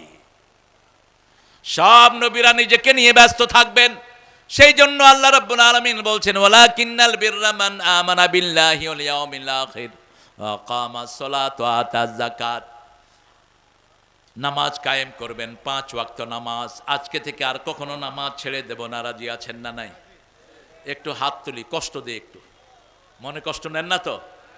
মাফ করে দিয়ে যদি কষ্ট হয়। বলেন হে আল্লাহ, বলেন হে আল্লাহ, আপনার নামে ওয়াদা করছি জীবনে আর কোনো দিন ফরজ নামাজ, ফরজ রোজা, ফরজ পর্দা, ফরজ কোরআন পড়া ছেড়ে দেব না। আমিন ইয়া রাব্বাল আলামিন। এখন রাতে 10 আয়াত কোরআন যারা পড়ে, রাসূল বলছেন আল্লাহ তাদের নামটা গাফেলদের কাতারে লিখবেন না। কয় আয়াত? কয় আয়াত? 10 আয়াত।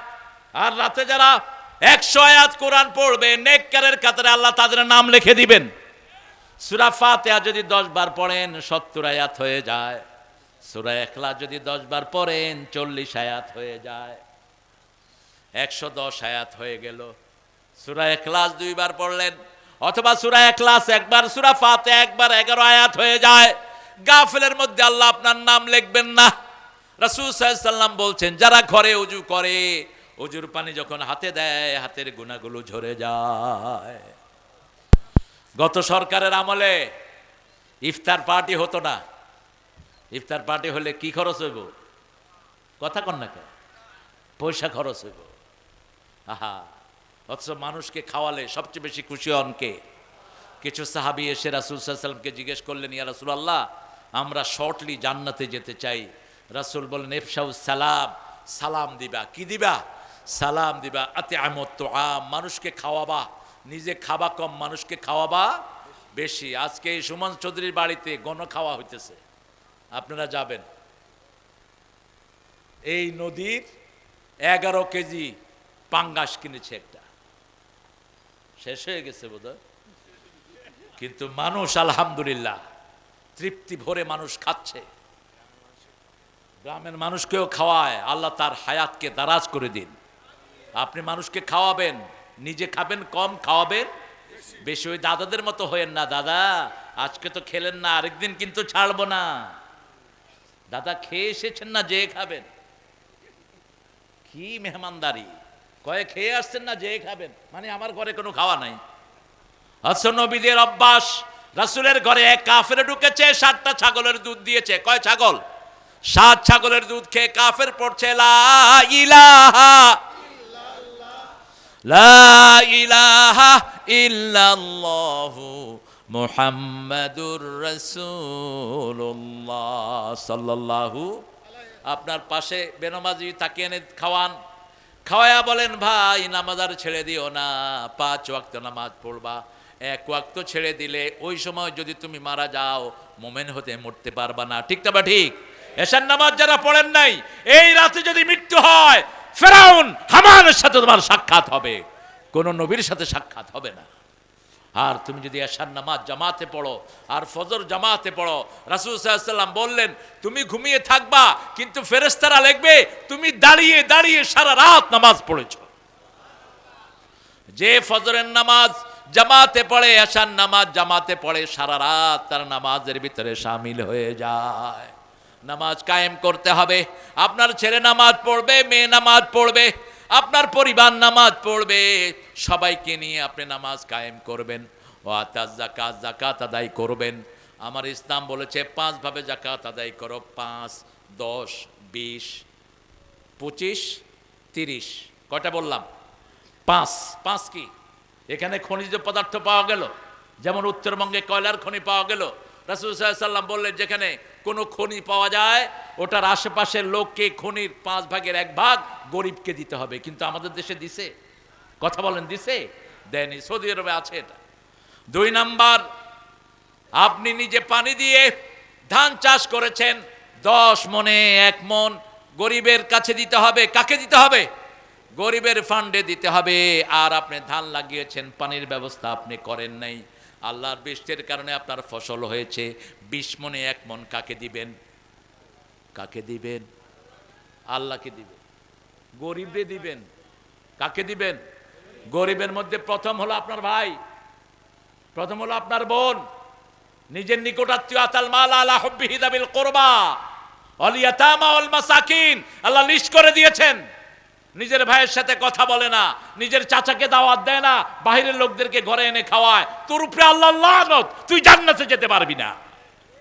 কাতে রহম যারা, যারা নিজের নিকটাত্মীয়র সম্পর্ক ছিন্ন করে, এরা বেহেশতে যেতে পারবে না। আপনার নিকটাত্মীয়কে আগে দিবেন। মা বাপকে যাকাত দেয়া যায় না, কিন্তু আপন ভাইকে, কথা কন না কেন? আপনি গোপনে ভাইয়ের হাতে টাকা গুঁজে দিয়েন, আবার কেন না ভাই ধর তোর জাকাত দিলাম, ভাই কেবল তোর জাকাত তুই খা। কারণ ভাইয়ের সম্মান আছে না নাই? এই সম্মানের দিকে খেয়াল রাখতে হবে। ইসলাম যে কত সুন্দর, কার জাকাত কার কাছে যাবে এটার কোনো পাত্তাও থাকবে না। ঠিক না ঠিক? কিন্তু গাইবান্ধার এক পাঠা কয়েক বছর আগে বলছে জাকাতের শাড়ি দিব, তোমরা লাইন ধরো। লাইন ধরায়া 4-5 জনকে মেরে ফেলছে লাইনের চাপায় পড়ে।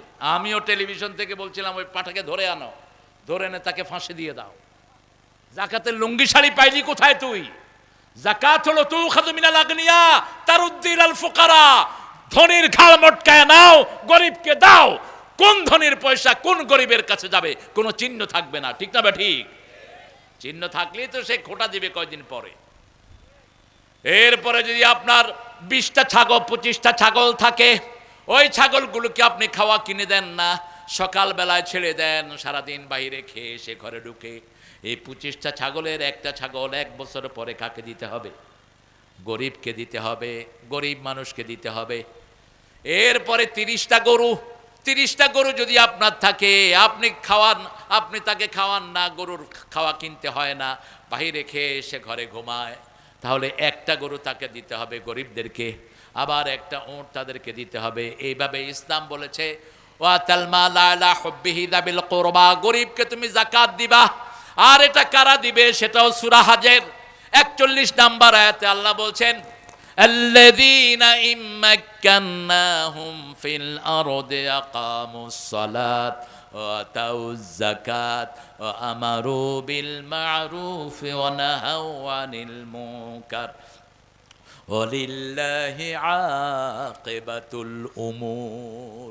যদি আমি কাউকে দায়িত্ব দেই, ক্ষমতায় যদি কাউকে বসায়, রাষ্ট্রীয় ক্ষমতায় কাউকে দায়িত্ব যখন দেই, প্রথম কাজ হলো নামাজ কায়েম করবে। কি কায়েম করবে? তার কি নামাজি না বেনামাজি? বলেন, বলো। 5 ওয়াক্ত নামাজি। আমি শুনলাম কার কাছে, তারেকের হাওয়া ভবনে একটা ছেলে তার নামাজের ইমামতি করত। সেই ছেলেটা আমাকে বলছে যে তারেক স্যার যখন অফিসে আসে, জোহর আসর মাগরিব কখনো কখনো এসেও আমরা একসাথে পড়ি। নামাজি মানুষ, বাপের কিছু চিহ্ন ছেলে পায় কিনা? কথা কন না কেন? আল্লাহ তাকে ইসলামের শ্রেষ্ঠ সৈনিক হিসাবে কবুল করুন। আমরা নামাজ ছাড়বো না। আপনি আপনার বাচ্চাদেরকে নিয়ে নামাজে যাবেন, আপনার বাচ্চাদেরকে ভালো করে দিবেন কে? আমরা তো ছোট বাচ্চা দেখলে কুদে আসে আমাদের অনেক মুরব্বীরা। ছোট বাচ্চা বাপের সাথে মসজিদে গেছে, এই বাচ্চা মনে করে আল্লাহ আমাকে বাঁচা, জীবনে আর মসজিদে যাব না। রাসূল বলছেন আমি আসরের নামাজ পড়াচ্ছি, ঘর থেকে হোসাইন ছুটে গিয়ে আমার মাথায় বসে গেছে, আমি সেজদা লম্বা করে দিলাম, অনেক লম্বা হয়ে গেল সেজদা। নামাজ শেষ করার পরে লোকেরা জিজ্ঞেস করলো, ইয়া রাসূলুল্লাহ এত লম্বা সেজদা তো আসরে দেন না, অসুস্থ হলেন নাকি, ওহী আসলো নাকি? রাসূল সাল্লাল্লাহু আলাইহি ওয়াসাল্লাম বলেন আমার মাথায় নাতি বসা ছিল, তাকে কষ্ট দিতে চাই না, আমি সেজদা লম্বা করে দিয়েছি। আমরা হলে এরকম টান দিতাম, টান দিয়ে হের মারে লইতাম একজন, এই দেখোস না আমি নামাজ পড়তেছি, তোর পোলা আমার ঘাড়ে কেন? রাসূলের ঘাড়ে কে বসা? কে বসা? আরেকদিন রাসূল জুমার বর্ণনা দিচ্ছেন, ঘর থেকে ছুটে আসছে, বাচ্চাদেরকে তো কন্ট্রোল করা যায় না। যেমন আজকে দুপুরে খাওয়ার সময় ওই যে আমার সাথে আসছে আজমি, ওর ছেলে মেঘদাদ, হায় রে চঞ্চল, এটা ধরতেছে ওটা ধরতেছে এটা ধরতেছে। যারা চঞ্চল বেশি এদের ব্রেনও বেশি। আপনি একে ডাক দিবেন না, একে কড়াকড়ি করবেন না, এর ব্রেনটাকে কাজে লাগিয়ে দেন। হোসাইন রাদিয়াল্লাহু আনহু এসে রাসূলের কোলে বসে পড়লেন। রাসূল সাল্লাল্লাহু আলাইহি ওয়াসাল্লাম একটু রাগ করলেন না, হোসাইনের এই জায়গায় চুমু দিতেন রাহমাতাল লিল, এই গলাতে গন্ডদেশে। হোসাইন থেকে হাসান থেকে ঘ্রাণ নিতেন আর বলতেন হাসান হোসাইন রাইহানাতুল জান্নাহ, দুইজন হলো জান্নাতের খুশবু। সুবহানাল্লাহ, জান্নাতের খুশবু। আর ইয়াজিদ বদমাশ, এই শয়তান একজনকে জবাই করেছে, আরেকজনকে বিষ খাওয়ায় দুনিয়া থেকে বিদায় করেছে। এখন এই ইয়াজিদের নামে অনেকে সাপাই গাও, যারা রাজতন্ত্র পছন্দ করো তারাই ইয়াজিদের সাপাই গাও, অন্য কেউ গাইবে না। ইয়াজিদের শাসন আমলে হুসাইনকে জবাই করা হয়েছে, ঠিক না ঠিক? কোনো বিচার সে করে নেই। আর হাসানকে খাওয়ার সাথে বিষ মিশায়া দুনিয়া থেকে বিদায় করেছে। অথচ দুইজনই জান্নাতের যুবক। রাসূল সাল্লাল্লাহু আলাইহি ওয়াসাল্লাম যখন নামাজ পড়তেন শিশুদেরকে পাশে রাখতেন, বিশেষ করে ঘরে যখন পড়তেন হাসান হুসাইন দুই পাশে থাকতেন, ঘাড়ে উঠতেন, কোলে উঠতেন, তাদেরকে নিয়েই নামাজ আদায় করতেন রাহমাতাল লিল। আলামিন আল্লাযীনা ইম্মাক্কান্নাহুম আকামুস সালাত, প্রথম নামাজ কায়েম করবেন। আমরা বললাম নামাজ কায়েম করলে কি লাভ? আল্লাহ রাব্বুল আলামিন সূরা আনকাবুতে উত্তর দিচ্ছেন, আতলু মা উহিয়া মিনাল কিতাব ওয়া আকিমিস সালাত ইন্নাস সালাতা তানহা আনিল ফাহশাই ওয়াল মুনকার ওয়া লাযিকরুল্লাহি আকবার আল্লাহু ইয়ালামু মা তাসনাউন। আল্লাহ বলছেন, যা ওহী করেছি সা তেলাওয়াত করো। আতলু মা উহিয়া ইলাইক, তেলাওয়াত করো, সূরা বাকারা পড়ো, সূরা ইখলাস পড়ো। সূরা ইখলাস যারা 10 বার পড়বে জান্নাতে তার জন্য বাড়ি হয়ে যাবে। রাসূল বললেন 10 বার পড়ো জান্নাতে বাড়ি হবে। জান্নাতের বাড়ি বেদখল হওয়ার কোনো সম্ভাবনা। গত 17 বছর বিএনপির লোকেরা, জামাতের লোকেরা ঘরে থাকতে পারে নাই, ঠিক না ঠিক? কথা বলেন না কেন? আর এখন তাদেরকে আমরা কিন্তু কেউ তাড়াই নেই। আমরা কেউ তাড়াইছি? আমরা একটা ভেসকি দিছি? কিচ্ছু করিনি। তাদের কপাল নিয়ে তারাই চলে যায়। চল, গণভবনে যদি আর কিছুক্ষণ থাকতেন আপনি কাঁঠাল রানী, তাহলে আপনার শরীরে কত টুকরা তখন দুনিয়া দেখতো। উড়ে গেছেন, এখনো কয় যে খুব করে ঢুকবো, খুব করে ঢুকেন না। সারা বাংলাদেশে সব স্বাধীনতার পক্ষের শক্তিরা জাগ্রত আছে, ঠিক না ঠিক? যারা রক্ত দিয়েছে এমন কোন ইউনিয়ন নাই যে ইউনিয়নে বিএনপির শক্ত ঘাঁটি নাই। বিএনপির ছেলেরাই সবচেয়ে বেশি এদেরকে আক্রমণ করেছে। এখন দুই একটা আছে বিএনপির একটু, এত বড় দল কে কোন হান দিয়া কি খায় টেরও তো পাওয়া যায় না। খাওয়ার পরে না বুঝে যে আসলে ওরাই খাওয়ায়। কয় তুই আমার একটু থাকতে দে, কারণ তুই ছাড়া আমারে মারার এখানে আর কেউ। যা মারছে, কারা মারছে? বিএনপি মারছে, ঠিক না ঠিক? এই যে মাঝে মধ্যে দেখেন অমুক নেতা কট, কাদের হাতে কট হয়েছে? বিএনপি। আল্লাহ বিএনপিকে কোরআনের জন্য কবুল করেন। আল্লাহ কোরআনের আন্দোলনের সাথে, যেরকম 5ই আগস্টের আগে আমরা একসাথ হয়ে সন্ত্রাস মোকাবেলা করেছি, আল্লাহ সেরকম শক্তি আমাদেরকে আপনি দান করে দেন। আমরা নামাজ কায়েম করব। প্রথম নামাজ, প্রথম কি? নামাজ। যাকাতের ব্যবস্থা করব। হোক আপনার প্রতিবেশী অত্যন্ত বেনমাজি, আপনি তাকে খাওয়া দিবেন। আপনি তাকে খাওয়া দিলে আপনার উপর খুশি হবেন কে? রাসূল বলছেন, যে নিজে পেট পুরে খায় তার প্রতিবেশী না খেয়ে থাকে সে মুমিন না। আপনি কিসের ঈমানের দাবি করেন?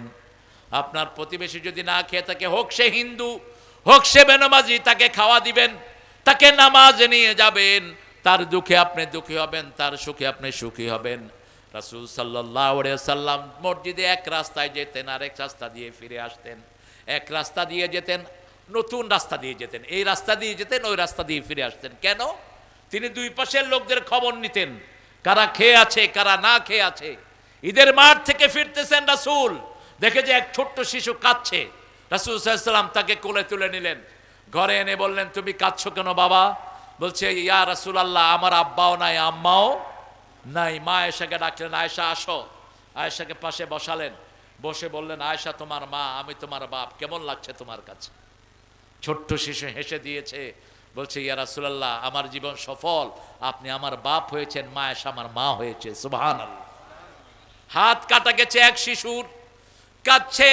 রাসূল সাল্লাল্লাহু আলাইহি সাল্লাম তাকে আনলেন, এনে মা আয়েশাকে বললেন, একটা কাপড় নিয়ে আসো, আমি তার হাতের এই জিনিসটা ব্যান্ডেজ করে দেব। কাপড় আনতে দেরি হলো, রাসূল তার আঙ্গুলটা রাসূলের মুখে নিয়ে নিলেন। রাসূলের লালা লাগার সাথে সাথে তার হাতের রক্ত পড়া বন্ধ হয়ে গেল। এভাবে মানুষের খেদমত করতেন রাহমাতাল লিল আলামিন। আপনি যাকাত দিতে পারেন না, আপনি যাকাতের আন্দোলন করেন, যাকাতের পক্ষে কথা বলেন। সুদ ইসলামী শরীয়তে সবচেয়ে বড় কবিরা গুনাহ, ঠিক না ঠিক? সুদের 70টি শাখা। কয়টি? 70টি। সবচেয়ে ছোটটা হলো মায়ের সাথে জিনা করা, আর সবচেয়ে বড়টা হলো ইউহারিবুনাল্লাহ ওয়া রাসূলা, আল্লাহ আল্লাহ রাসূলের বিরুদ্ধে যুদ্ধ ঘোষণা করা। এই জন্য যেখানে সুদ আছে সেখানে আমরা নাই। আল্লাহ বলছেন, ইয়ামহাকুল্লাহুর রিবা ওয়া ইউরবিস সাদাকাত। ও, আপনাদের কষ্ট হচ্ছে না? এখনই মুনাজাত করে দেবো ইনশাআল্লাহ। জিহাদ করবেন তো? জিহাদ করতে রাজি আছেন তো? আমরা জিহাদ করবো ইনশাআল্লাহ। আমাদের টাকা যা বাহিরে গেছে, আহা, শুধু এক এসালাম ৮০,০০০ কোটি টাকা নিয়ে গেছে ইসলামী ব্যাংক থেকে একজন। আর কাঁঠাল রানীর হিসাব একটা এসেছে, মাত্র ২ লক্ষ কোটি তিনি সরিয়েছেন, বেশি না। ভূমিমন্ত্রী তিনার ৬৫০ বাড়ি ইংল্যান্ডে। তবে মনে রাখেন, হারামে কোনো আরাম।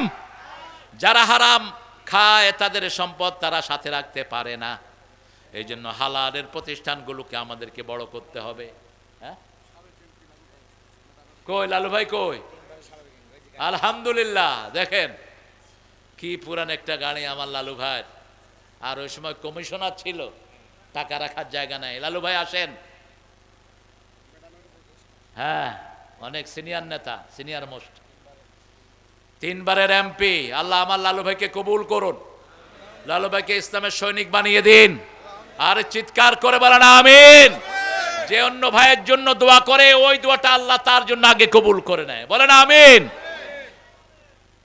আলহামদুলিল্লাহ। আহারে কত স্ট্রং দেখেছি লালু ভাইকে, এখন তো বয়স হয়ে গেছে লালু ভাই। আল্লাহ কবুল করুক, বলেন আমিন। আমরা লালু ভাইকে একটু গ্রহণ করে নেই। 3 বারের আপনাদের এমপি, সফল এমপি। এখানে দাও, এখানে দাও।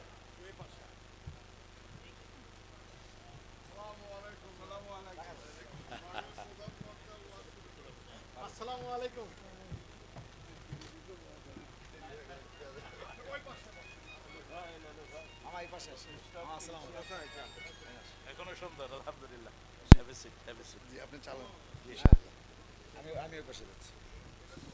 আলহামদুলিল্লাহ। আপনারা খুশি না বেজার? এইভাবেই আমরা চাই, আমরা ইসলামের জন্য সব এক হব, ঠিক না বা ঠিক?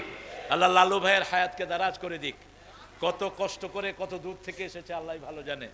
অনেক বেশি পরিশ্রান্ত, কিন্তু চেহারা একটা সুন্দর নুরানি ভাব। আল্লাহ কবুল করুক। আরো জোরে বলি আমিন। আকামুস সালাত ওয়া আতাউজ যাকাত আমারু বিল মারুফ ওয়া নাহাউ আনিল মুনকার। একাধিকবার তারেক লন্ডন থেকে ঘোষণা করেছে, যারা চাঁদাবাজি করে এরা আমার দলের লোক নয়, এদের শাস্তি হওয়া উচিত, ঠিক না বা ঠিক? সেই আদর্শে যেন আমরা থাকতে পারি। আমরা কোনো গরিব মানুষকে কিছুই করব না, তবে হ্যাঁ, আমাদের টাকাগুলো যারা অন্যায়ভাবে নিয়েছে, আমরা যেন সেগুলো তাদের থেকে নিয়ে গরিবকে বিতরণ করতে পারি। আল্লাহ তৌফিক দান করুক। আরো জোরে বলেন আমিন। আমারু বিল মারুফ, সৎ কাজের আদেশ দিবেন, অসৎ কাজ থেকে নিষেধ করবেন। অনিল্লাহি আকিবাতুল উমুর, সব পরিণাম কার উপর নির্ভর করে? আল্লাহর উপর নির্ভর করে। আল্লাহ যার শেষ ভালো, তার সবই ভালো। ইন্নামাল আমালু বিল খাওয়াতিম। সেজন্য আল্লাহ রাব্বুল আলামিন বলছেন, ওয়াতাল মাল আলা হুব্বিহি যাবিল কুরবা ওয়াল ইয়াতামা ওয়াল মাসাকিন। তার আগে বললেন, ওয়ালাকিন্নাল বিররা মান আমানা বিল্লাহি ওয়াল ইয়াউমিল আখির ওয়া আকামাস সালাত ওয়া আতাজ যাকাত। তারা আল্লাহ রাব্বুল আলামিনের উপর ঈমান আনবে, আখিরাতের উপর, আখিরাতকে চোখের সামনে দেখে বিশ্বাস করবে, আর যাকাত দিবে। আর যাকাতের সিস্টেমটা চালু করবে। যাকাতের সিস্টেম যদি বাংলাদেশে চালু হতো, একজন দরিদ্র লোক খুঁজে পাওয়া যেত না, ঠিক না বে ঠিক? যে স্কিমটা নেওয়া হয়েছে, আমি দেখেছি 31টা পয়েন্ট ঘোষণা করেছে এরা, তারেকের পক্ষ থেকে। কয়টা? 31 দফা। সেখানে একটা দফা তারা রেখেছে, যাদের ইনকামে তাদের মাস চলে না, তাদের কাছে সাহায্য সরকারের পক্ষ থেকে পৌঁছে দেওয়া হবে। আল্লাহ কবুল করুক। জোরে বলেন না আমিন। আরে ভাই, আপনি যদি দোয়া করেন, দোয়া হলো ইবাদত। দোয়াটা কি? ইবাদত। এজন্য রাতের বেলায় রাসূল সাল্লাল্লাহু আলাইহি ওয়াসাল্লাম বলছেন, সূরা বাকারার 285 নম্বর আয়াত, 86 যারা পড়ে সারা রাত ফেরেশতারা তার জন্য নেক লিখতে থাকে। কাফাতা, তার জন্য যথেষ্ট হয়ে যায়। কি আছে এই আয়াতে?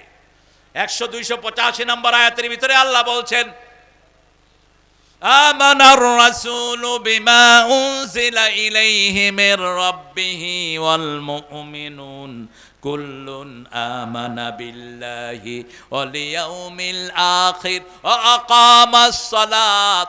কুল্লুন আমানা বিল্লাহি ওয়াল ইয়াউমিল আখির কুল্লুন আমানা বিল্লাহি ওয়া মালাইকাতিহি ওয়া কুতুবিহি ওয়া রুসুলিহি লা নুফাররিকু বাইনা আহাদিম মির রুসুলিহি ওয়া ক্বালু সামি'না ওয়া আতা'না গুফরানাকা রাব্বানা ওয়া ইলাইকাল মাসির। বলেন আমিন।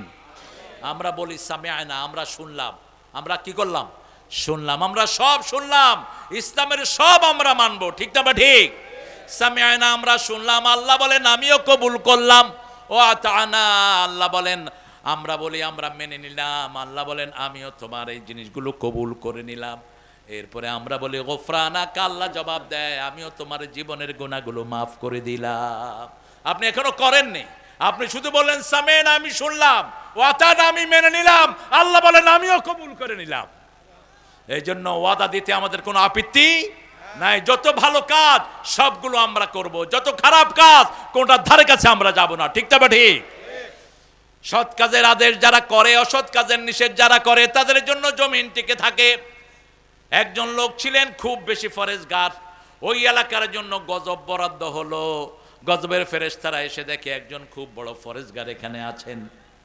আল্লাহকে বলেন আল্লাহ আপনার এক ফরেজগার লোক এখানে আছে, আযাব দেব কিনা? আল্লাহ রাব্বুল আলামিন বললেন তাকে শুদ্ধাই জমিনটাকে উল্টিয়ে দাও, কারণ তার আশেপাশে খারাপ কাজ চলে, সে একবারও নিষেধ করে নাই, একবারও সৎ কাজের জন্য আদেশ করে নাই, অসৎ কাজের জন্য নিষেধ করে নাই।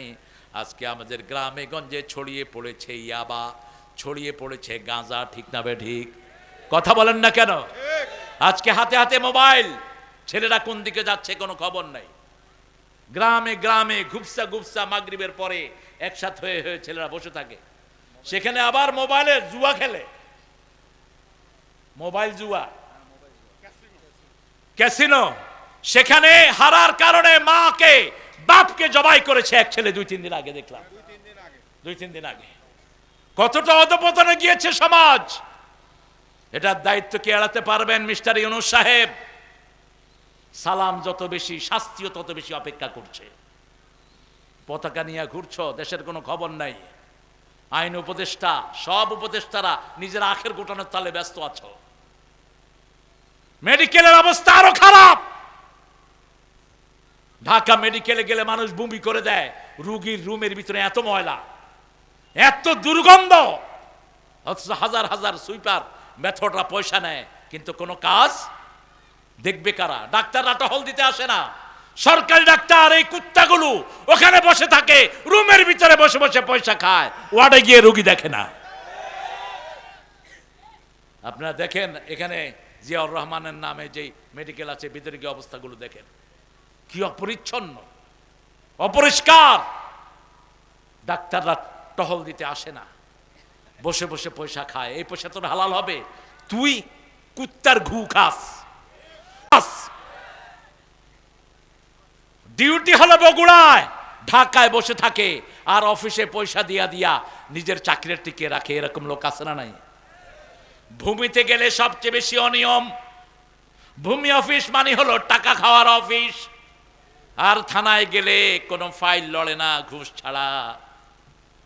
আর কত চাই পুলিশ ভাইয়েরা? একটা কনস্টেবলের বেতন এখন 25,000। রেশনের চাইল আছে না নাই? কথা কন না কেন? ডাল, তেল, এগুলো আবার বেঁচে ফেলে তারা।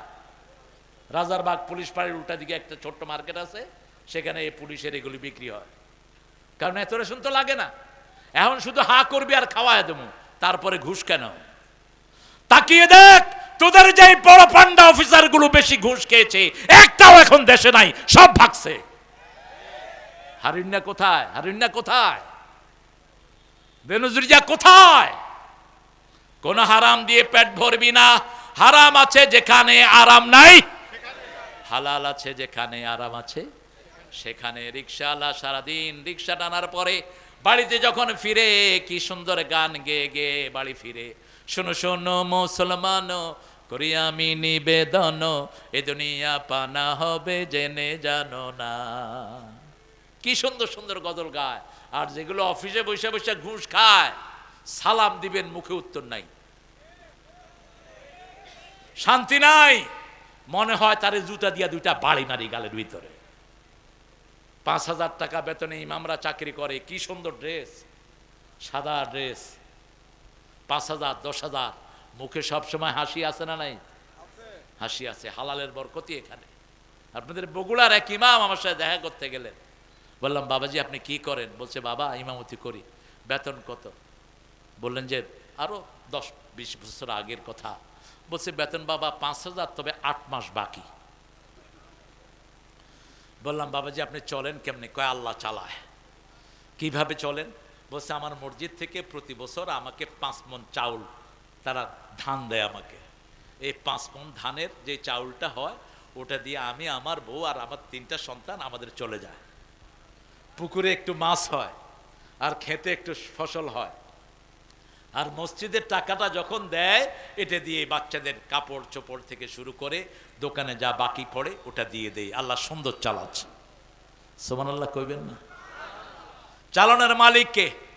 আল্লাহ। সে আল্লাহ রাব্বুল আলামিন বলছেন যদি তোমরা আল্লাহর কাছে পুণ্য চাও, নেক চাও, তাহলে ঈমান আনবা, আখিরাতকে চোখের সামনে রাখবা, যাকাত আদায় করবা, নামাজ কায়েম করবা। নামাজ কায়েমের জন্য যদি জীবনও যায় জীবন দিতে রাজি, কিন্তু নামাজ ছাড়তে রাজি নয়। কি করে ঘুমিয়ে থাকো ফজর করে কাজা, এমনও তো হতে পারে জোহরে জানাজা। ঠিক না বেঠিক? কোনো নিশ্চয়তা আছে আপনি যে এই রাত থাকবেন? কোনো নিশ্চয়তা নাই। অতএব আজকে রাতে ঘুমানোর আগে 2 রাকাত নামাজ। কয় রাকাত? 2 রাকাত নামাজ। রাসূল বলতেন তুমি 4টা কাজ করবা, সালাম দিবা, যাকে চিনো যাকে চিনো না সালাম দিবা। কি দিবা? আগে সালাম দিবা। আতিআমুত তুআম, মানুষকে খাওয়াবা। সল্লু ফিল লাইলি ওয়ান নাস নিয়াম, মানুষ যখন ঘুমিয়ে থাকে। কোথায় যাও? আরে এখন কি ঢাকাবো? আরে এই যে চিনেন তো সুমনের, আমাদের সুমনের ভগ্নিপতি, আমার সে আপা হার্ট অ্যাটাক করে মারা গেছেন। আপার সন্তানটার নাম হলো সাজ্জাদ। সাজ্জাদের আব্বা এই যে 50,000 টাকা প্রতিষ্ঠানকে দিয়েছেন। আল্লাহ কবুল করুক। আল্লাহ যেন ওনার স্ত্রীকে শহীদ হিসেবে কবুল করে, বলেন আমিন। কারণ হার্ট অ্যাটাকে যারা মারা যায় রাসূল বলছেন এরা শহীদ হয়ে যায়। আল্লাহ সাজ্জাদ এবং ওনার ছেলে আছে আবেদ, দুইটাকে আল্লাহ কবুল করুক। উনি ঢাকা যাবেন, আপনার দোয়া করবেন যাতে সহি সালামতে যেতে পারে। আলহামদুলিল্লাহ, আলহামদুলিল্লাহ বলি। প্রোগ্রাম নাই তো আপনাদের? প্রোগ্রাম তো আমাদের চেয়ে বেশি। আসসালামু আলাইকুম, আপনাকে সালাম। জি শুকরিয়া। আলহামদুলিল্লাহ। আমরা দুনিয়াতে থাকবো না কেউ, আমাদেরকে চলেই যেতে হবে। মৃত্যুর পরেই প্রথম হিসাব কিসের জানেন তো? এটা তো জানলে পড়েন না কেন বলেন? আজকে থেকে ছাড়বো না। এক অন্ধ সাহাবী রাসূলকে বললেন ইয়া রাসূলুল্লাহ আমার বাসা অনেক দূরে, আমি যদি ফজরে না আসি হবে তো? রাসূল বললেন প্রথম হবে। এরপরে ডেকে বললেন আতাসমাউল আযান, তুমি কি আযান শুনো? বলছে হ্যাঁ শুনি। বলছে তাহলে মসজিদে আসতেই হবে। বলছি ইয়া রাসূলুল্লাহ আমার ঘরটা সামনে আনি। উনি কি ছিলেন? কি ছিলেন? অন্ধ ছিলেন। রাসূল বললেন না, যত দূর থেকে হেঁটে আসবা তত বেশি সওয়াব দান করবেন কে? অতএব সেখানেই রাখো। আমাদের বাংলাদেশে এমন কোনো জায়গা নাই যেখানে আজান শোনা যায় না। ঠিক না ঠিক? রাসূল বলেছেন আজান শোনার পরে যারা মসজিদে আসে না, আমার মন চায় ওদের ঘরগুলো আমি আগুন দিয়ে জ্বালিয়ে দেই। শুধু পারি না, শিশু এবং মহিলাদের কারণে। রাসূল সাল্লাল্লাহু আলাইহি ওয়াসাল্লাম রহমতের নবী, তিনাকে মেরেছে, তিনাকে মেরে সারা শরীর থেকে রক্ত প্রবাহিত করেছে, তাদের জন্য তিনি বদদুয়া দেন নেই। তায়েফের দিনগুলোর কথা স্মরণ হলেই তিনি কাঁদতেন। সেই রাসূল সাল্লাল্লাহু আলাইহি সাল্লামের কাছে যখন আযাবের ফেরেশতারা আসলো, তিনি হাত তুললে বললেন হে আল্লাহ অগফির হাযাল কওম ইন্নাহুম লা ইয়ালামুন, হে আল্লাহ এদেরকে মাফ করে দেন, এরা জানে না আমি যে নবী, এরা কালেমা গ্রহণ করে নাই। কিন্তু এদের পরের জেনারেশন বলবে লা ইলাহা ইল্লাল্লাহ, লা ইলাহা ইল্লাল্লাহু মুহাম্মাদুর রাসূলুল্লাহ সাল্লাল্লাহু। 5 ওয়াক্ত নামাজ মসজিদে পড়বো। কোথায়? আপনি মনে রাখবেন 5 ওয়াক্ত নামাজ যারা মসজিদে পড়ে আল্লাহ নিজে তাদের জন্য বেহেশতটাকে সাজায়া দেয়। 5 ওয়াক্ত নামাজ যারা মসজিদে পড়ে আল্লাহ বলেছেন ও নবী আপনি বলে দেন ওরা মুমিন। ওরা কি? কিন্তু নামাজ পড়ে, নামাজের পরে সে আল্লাহর বিরুদ্ধে কথা বলে, এরকম লোক আছে না নাই? আল্লাহ বলছেন ফাওয়াইলুল লিল মুসাল্লিন আল্লাযীনা হুম আন সালাতিহিম সাহুন আল্লাযীনা হুম ইউরাউনা ওয়া ইয়ামনাউনাল মাউন। আল্লাহ বলছেন ওই মুসল্লিদের জন্য ওয়াইল দোজক জাহান্নামের এমন একটা বিষাক্ত জায়গা যেটা থেকে দৈনিক জাহান্নাম 400 বার আল্লাহর কাছে পানা চায়। জাহান্নামের একটা গর্তের নাম হলো ওয়াইল। যারা মিথ্যা কথা বলে তাদের জন্য ওয়াইল দোজক। ওয়াইলুল লিল মুকাজ্জিবিন ওয়াইলুল লিকুল্লি হুমাজাতিল লুমাজা। যারা মানুষের সামনে এবং আড়ালে আবঢালে মানুষের গীবত করে তাদের জন্য ওয়াইল। যারা নামাজ ঠিক মতো পড়ে না, জোহর পড়ে, আসর পড়ে না, আসর পড়ে, মাগরিব পড়ে না, আবার নামাজের ভিতরে কি পড়ে সমাজে এসে তার কোনো খবর রাখে না। নামাজের ভিতরে পড়ে এসে আশিরুহুন্না বিল মারুফ, বিবির সাথে সবচেয়ে ভালো ব্যবহার করবা, কিন্তু বাহিরে এসে বিবিকে মারে, এরকম বেয়াদব আছে না নাই? কেন বিবির গায়ে হাত তোলেন? কেন? মনে রাখবেন বিবির জন্য এক চোখে থাকবে রহমত, আরেক চোখে ভালোবাসা। সূরা রোমের 21 নম্বর আয়াত, ওয়াজআলা বাইনাকুম মুওয়াদ্দাতাম ওয়া রাহমা। বিবির মূল উদ্দেশ্য হলো লিতাসকুনু ইলাইহা, তোমরা ওখানে শান্তি পাবা, আরামদায়ক জায়গা পাবা। পরকীয়ায় যে সমস্ত মেয়েরা আসক্ত হয়ে যায় এদের দুনিয়াও শেষ, আখিরাতও। আপনার মেয়ে কোথায় প্রাইভেট পড়ে আপনার খবর রাখতে হবে, কাদের সাথে যায়। কোন ছেলে কোন মেয়ের সাথে 3-4টা মেয়ের সাথে লাইন করে একটা ছেলে, এই ছেলে লুচ্চা, এই ছেলের জন্য মিলবে আরেক জিনাকারিনী মেয়ে। সূরা নূরের প্রথম চ্যাপ্টারে আল্লাহ বলছেন আয-যানিয়াতুল জানি, জিনাকারের জন্য জিনাকারিনী আল্লাহ ব্যবস্থা করে দিবেন, খবিশের জন্য খবিশা মেয়ে ব্যবস্থা করবেন। খবরদার চরিত্রটাকে ভালো রাখেন। আপনার চরিত্র যদি ভালো হয় আপনার জন্য নেককার মানুষের ব্যবস্থা করে দিবেন কে? আল্লাহ রাব্বুল আলামিন। সেজন্য বলছেন সালাত মানুষকে সব রকমের অপকর্ম থেকে সরিয়ে রাখে। ইন্নাস সালাতা তানহা আনিল ফাহশাই ওয়াল মুনকার ওয়া লাযিকরুল্লাহি আকবার আল্লাহু ইয়ালামু মা তাসনাউন। আল্লাহ বলছেন আমার জিকির হলো সবচেয়ে বড়। কেন আল্লাহর জিকির করবেন না? আল্লাহ জিকির করলে দুনিয়াও সফল, আখিরাতও সফল। নামাজটা হলো জিকির, ওয়াযাকারা ইসমা রাব্বিকা ফাসাল্লা, রবের জন্য তুমি নামাজ পড়ো, নামাজটা হলো জিকির। আবার কালেমা হলো জিকির, কোরআন তেলাওয়াত জিকির। আফদালুজ যিকরি তিলাওয়াতুল কোরআন। সেজন্য আমার আল্লাহ বলছেন যদি সওয়াব তোমরা পেতে চাও প্রথম আমি আল্লাহর উপর ঈমান আনো, তারপরে আখিরাতের প্রতি ঈমান আনো, নামাজ কায়েম করো, যাকাতের ব্যবস্থা তোমরা আদায় করো। আপনি ঘরের মালিক, আপনার ছেলেরা নামাজ পড়েছে কিনা প্রতিদিন আপনি খবর নেন, আপনি প্রাইভেটে গিয়েছে কিনা সেই খবর তো ঠিকই নেন। আপনার মায়ের আপনার বিবি আপনার মেয়ের খবর নিবে। আপনার ছেলেকে পবিত্রতা শিখান। আমাদের ছেলেরা এখন জানে না কখন ফরজ গোসল হয়, আমাদের মেয়েরা জানে না কিভাবে ফরজ গোসল থেকে পবিত্র হতে হয়। স্কুলগুলোতে সেই শিক্ষার কোনো বালাই নাই, সেটার জন্য এই কোরআনের প্রতিষ্ঠানগুলো করা হয়েছে। আল্লাহর কাছে আমরা তৌফিক চাই, আমরা যেন শ্রেষ্ঠ মুত্তাকি হতে পারে, আল্লাহ কবুল করেন। আরো চিৎকার করে বলেন আমিন। পড়েন সুবহানাকা আল্লাহুম্মা ওয়া বিহামদিক আশহাদু আল লা ইলাহা ইল্লা আনতা আস্তাগফিরুকা ওয়া আতুবু ইলাইক। প্রতিষ্ঠানে কেমন কালেকশন হয়েছে আমি জানি না, কালেকশন কেমন হয়েছে? আপনারা লোক পাঠিয়ে দেন আর পয়সাওয়ালা দেখায় দেন, 2-1 জন ধরবো আমি। এখানে সবচেয়ে বেশি পয়সাওয়ালা কে বলেন তো? লালু ভাইয়ের পয়সা কেমন আছে? লালু ভাইরে আজকে দিয়ে দিবেন টাকা, কষ্ট করে আসছে যখন আজকে টাকা দিয়ে দিবেন। এই হুজুররা তোমরা উঠো কেন? ও মাঠে যাচ্ছ, যাও। আপনারা আপনাদের সাধ্য অনুযায়ী দান করবেন। এই প্রতিষ্ঠানের জন্য প্রায় 60-70 লক্ষ টাকা খরচ করে এই সুমন সুন্দর 2টি ঘর করে দিয়েছেন। এত সুন্দর ঘর অধিকাংশ হেফজোখানাতে নাই। সুন্দর করে যারা বাচ্চারা পড়তে পারে, মায়েরা আপনাদের দানের উপর ইসলাম টিকে আছে। 4টা কাজ যে মায়েরা করবে জান্নাতের সবগুলো দুয়ার তাদের জন্য খোলা থাকবে।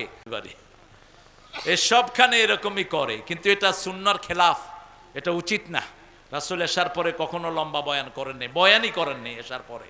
কানা ইয়াকরাহুন নাওম ক্বাবলাল ইশা ওয়াল হাদিসা বাদা, তিনি এশার আগে ঘুম অপছন্দ করতেন, এশার পরে কথা বলা অপছন্দ করতেন। এশার পরে শুধু বিবিদের জন্য সময় দিতেন, বিবিদেরকে একটা ঘরে এনে সবার কুশলাদি খোঁজ খবর তিনি নিতেন। আমরা ইনশাআল্লাহ আল্লাহর কাছে এখন দোয়া করব প্রত্যেকেই। আর কোনো ঘোষণা যদি থাকে, সুমন কোনো ঘোষণা আছে? তুমি কত দিছ? 10,000? আরো বেশি দিলে হইতো না? আচ্ছা মঞ্চে দেখি আর কে আছে দেখি। ইয়া তো গরিব মানুষ, নতুনদের নিজেরাই দিবা। আর কত দিছ? মিল্টন, মিল্টন, আমাদের প্রিয় মিল্টন আসতেছেন। তিনি নিজের গাড়িটা নষ্ট হয়ে যাওয়ার কারণে আরেকজনের গাড়ি নিয়ে তিনি রওনা হয়েছেন। আমি আরো 2 ঘন্টা আগে শুনেছি, 2.5 ঘন্টা আগে। কি নাম? শহীদুল, মাশাআল্লাহ। তোমার নাম কি বাবা? হাকিমুল। এই দুইটা সুন্দর ছেলে 500 টাকা কবুল করেন। হ্যাঁ,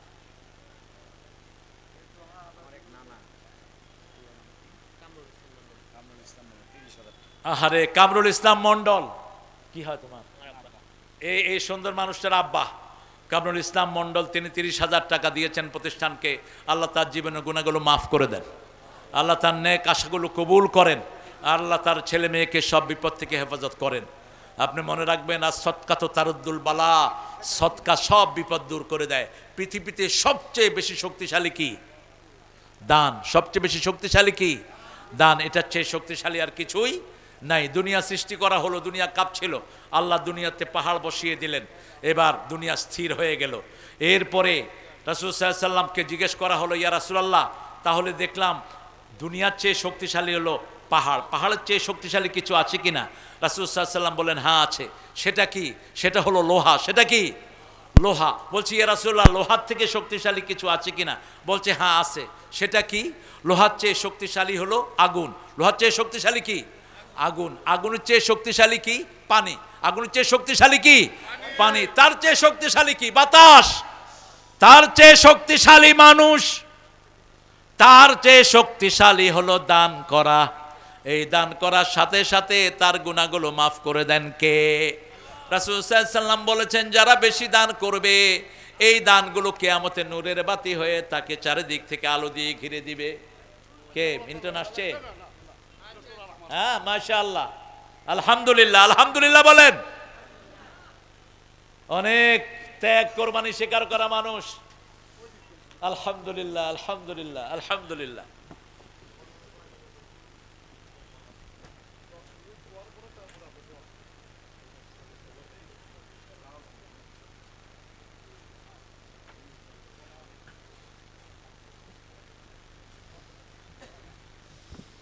আলহামদুলিল্লাহ। এই মানুষগুলো বসে আছে আমাদের প্রিয় মিল্টনকে দেখার জন্য। লালু ভাইও আসছেন। দীর্ঘ জীবন, অনেক পরিশ্রম, অনেক কোরবানির পরে আজকের এই সুন্দর দিনটা এসেছে। আমরা ঢাকাতে একই এলাকায় বাসিন্দা, মগবাজারে আমরা দুইজনই একই এলাকার বাসিন্দা। মাঝে দিয়ে অনেক দিন কথা হয় নাই। আমি তো 5 বছর বিদেশে থাকতে হয়েছে আমাকে। ফ্যাসিস্ট আমাকে 5 বছর দেশে ঢুকতে দেয়নি। 5 বছর ছিলাম আমেরিকাতে। এরপরে যখন আসছি আর যোগাযোগ হয়নি। আজকে বহুদিন পরে দেখা হলো। আল্লাহ আমার মিল্টন ভাইয়ের জীবনের গুনাহগুলো মাফ করে দিক, তার পরিবারকে কবুল করুক। হায় রে, দোয়া নাই রে, জোরে বলেন না আমিন। আলহামদুলিল্লাহ। 20,000 টাকা প্রতিষ্ঠানের জন্য তিনি নগদ দান করলেন, আল্লাহ কবুল করুক, জোরে বলেন আমিন। এখন আমরা দুইজনের থেকে কিছু কথা শুনবো, তারপরে দোয়া করব নাকি? লালু ভাই বলবেন। লালু ভাইয়ের কথা শোনার পরে আমরা ইনশাআল্লাহ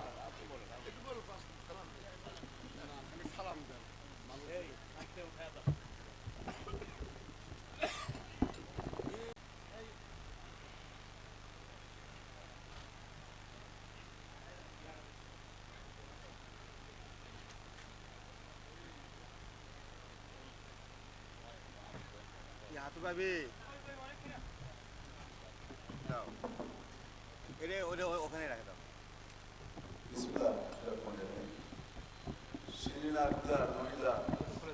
মাদ্রাসা আয়োজিত এই বাজারি ইউনিয়ন টালাহাটা এই স্কুল মাঠে তাফসীরুল কোরআন মাহফিলের শ্রদ্ধেয় এবং সম্মানিত সভাপতি, মঞ্চে উপস্থিত আমাদের সাবেক সংসদ সদস্য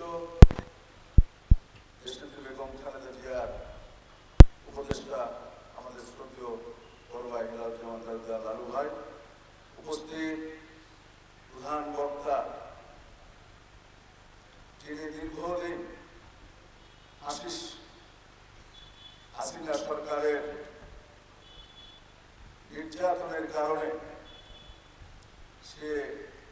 দেশে পাঠিয়েছিল। আজকে হাসিনা মুক্ত আকাশ বাতাসে সেই ইসলামের কথা বলার জন্য সুদূর ঢাকা থেকে এসেছে বিখ্যাত ইসলামিক চিন্তাবিদ এবং ইসলাম নিয়ে দেশে গবেষণা করেছে আমাদের শ্রদ্ধেয় প্রধান বক্তা তারেক মনোয়ার, উপস্থিত আমার শ্রদ্ধেয় নেতৃবৃন্দ, উপস্থিত শ্রদ্ধেয় মুসল্লি, পর্দার আড়ালে মা বোনের আমার সালাম দেবেন, আসসালামু আলাইকুম। আজকে আমরা দীর্ঘদিন পর আমার যে প্রধান বক্তা যিনি আপনাদেরকে ইসলামের এবং কুরআন হাদিসের উপর আপনাদের আলোচনা করেছে, তার সঙ্গে আমার অনেক ওয়াজ মাহফিলে দেখা হয়েছে 17 বছর আগে। 17 বছর আমরা সবাই ফাঁসির সরকারের নির্যাতিত ছিলাম, খুনেও নির্যাতিত ছিল, আমরা মামলা হামলা জেলে গিয়েছি। তাই আজকে এই হাসিনা মুক্ত আকাশ বাতাসে আজ থেকে শুরু হয়েছে এই গাবতলীতে তাফসীরুল কুরআন মাহফিল। আজকে যাকে আপনারা নিয়ে এসেছেন প্রখ্যাত সেই ইসলামী চিন্তাবিদ আপনাদেরকে ইসলামের কথা, কোরআন হাদিসের কথা ইনশাআল্লাহ বক্তব্য দিয়েছে।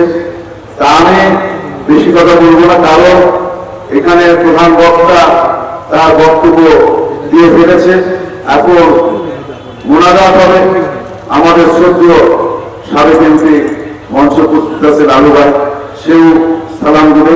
তো সবাইকে আজকে আমার ব্যক্তিগত পক্ষ থেকে এখানে দাওয়াত দেওয়ার জন্য আমি সবাইকে সালাম, আসসালামু আলাইকুম। আসসালামু আলাইকুম ওয়া রাহমাতুল্লাহ। শিরিনা আশরাফ মহিলা হাফেজিয়া মডেল মাদ্রাসা ও এতিমখানা এবং জহুরুন্নেসা হাফেজিয়া মাদ্রাসা ও এতিমখানার উন্নয়ন কল্পে তাফসীরুল কুরআন মাহফিল। আজকের এই মাহফিলের সম্মানিত সভাপতি মাওলানা মোহাম্মদ আব্দুর রহিম, আজকের প্রধান বক্তা আমাদের অতি প্রিয় মানুষ, যিনি সত্যিকারে আমাদের, উনি একটু আগে উনি তারেক রহমানের 31 দফা 1 দফা উনি বলে ফেললেন। এটা কিন্তু আমার অনেক নেতারাই জানে না, উনি কিন্তু বলে ফেললেন। আমাদের অনেক প্রিয় এবং আমাদের দলের একজন শুভাকাঙ্ক্ষী প্রধান বক্তা মাওলানা আল্লামা তারেক মনোয়ার সাহেব উপস্থিত। আমাদের এখানে আমাদের গাবতলী বিএনপির সম্মানিত সভাপতি, সাবেক উপজেলা চেয়ারম্যান, সাবেক মেয়র, বগুড়া জেলা বিএনপির সংগ্রামী সহ সভাপতি জনাব মোর্শেদ মিল্টন উপস্থিত, গাবতলী থানা বিএনপির সংগ্রামী সাধারণ সম্পাদক এবং বগুড়া জেলা বিএনপির সংগ্রামী যুগ্ম সাধারণ সম্পাদক জনাব এনামুল হক নূতন উপস্থিত, বগুড়া জেলা ছাত্র দলের সংগ্রামী সাধারণ সম্পাদক পলাশ সহ আমার অন্যান্য নেতৃবৃন্দ, ওলামা ইকরাম, আমার মুসল্লি ভাই ও বোনেরা, আমি দেরি করে এসেছি। আমরা যাই হোক, আমরা তারেক মনোয়ার সাহেবের বক্তব্য শুনেছি। এইসব মাহফিলে আমরা বসে থাকি, আসলে আমি যেটা বলে থাকি যে এটাই আমরা বক্তাও নই, প্রধান বক্তা হিসাবে, প্রধান অতিথি হিসাবে আমাদের এখানে মানায় না। আমরা শুনতে আসি নতুন কোনো কথা হুজুর বলেন কিনা, সেগুলো আমরা হ্যাপি করি। আর যে কথাটি আমি বলে থাকি, যে আমি সেটা চর্চা করি এবং বলে থাকি যে 5 ওয়াক্ত নামাজ এবং হালাল রুজি যদি কারো থাকে তাহলে ইনশাআল্লাহ ঠিক ওরা পড়ে গেলে বুঝলেন।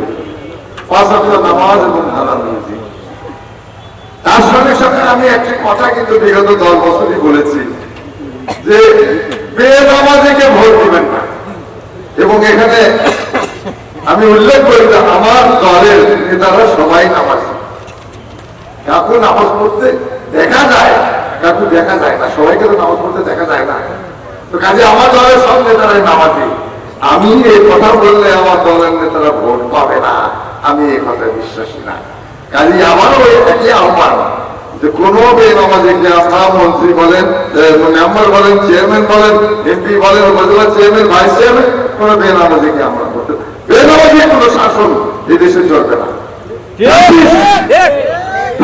উদাহরণ দিয়ে গেছে, ওই দেখেন না শেখ হাসিনার নামাজ পড়া দেখেননি, বিশাল জনসভায় গাড়ির হুড খুলে দিয়ে নামাজ পড়েন, আমরা দেখেছেন তো ভাই। ওই নামাজই দরকার আছে আমাদের। কাজী খালেদা জিয়ার নামাজ পড়া কেউ দেখেনি, আমার দেখিনি, কিন্তু উনি নামাজি ইনশাআল্লাহ। তো আমার ভাই কিন্তু পরে আসলাম, হুজুরের বক্তৃতার আগে বলতে পারলে একটু ভালো হতো।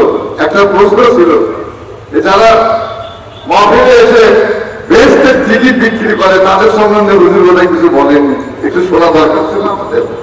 আর বিশেষ কথা একজন বলে ফেললেন যে পূজা আর রোজা নাকি একই জিনিস। হুজুর শুনেছেন তো নিশ্চয়ই?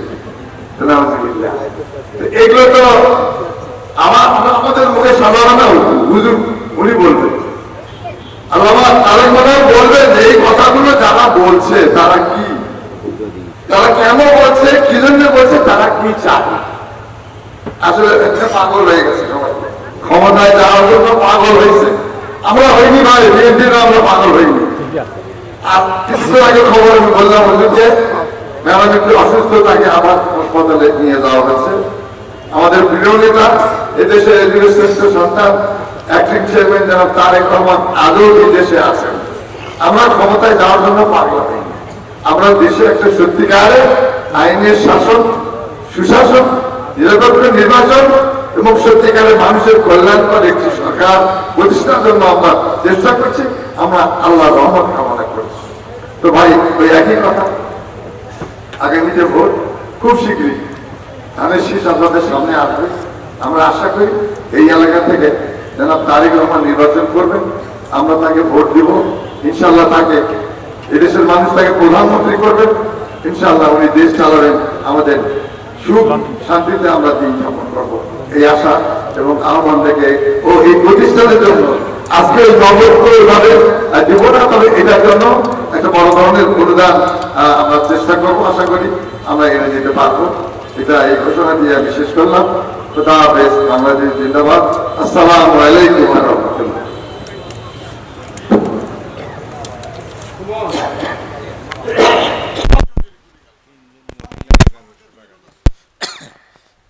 আমাদের তিনজন মা 1000 টাকা 1100 টাকা দিয়েছেন, আল্লাহ কবুল করুক। সুমন বলো, তারপরে দোয়ার দিকে যাবো। হ্যাঁ,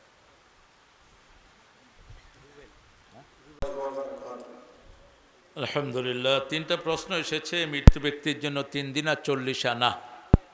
গরিব মানুষকে খাওয়াবেন, নিজের নিকট আত্মীয়কে টার্গেট করবেন। নিকট আত্মীয় গরিব, এটা হলো কোরআনের ফার্স্ট প্রেফারেন্স।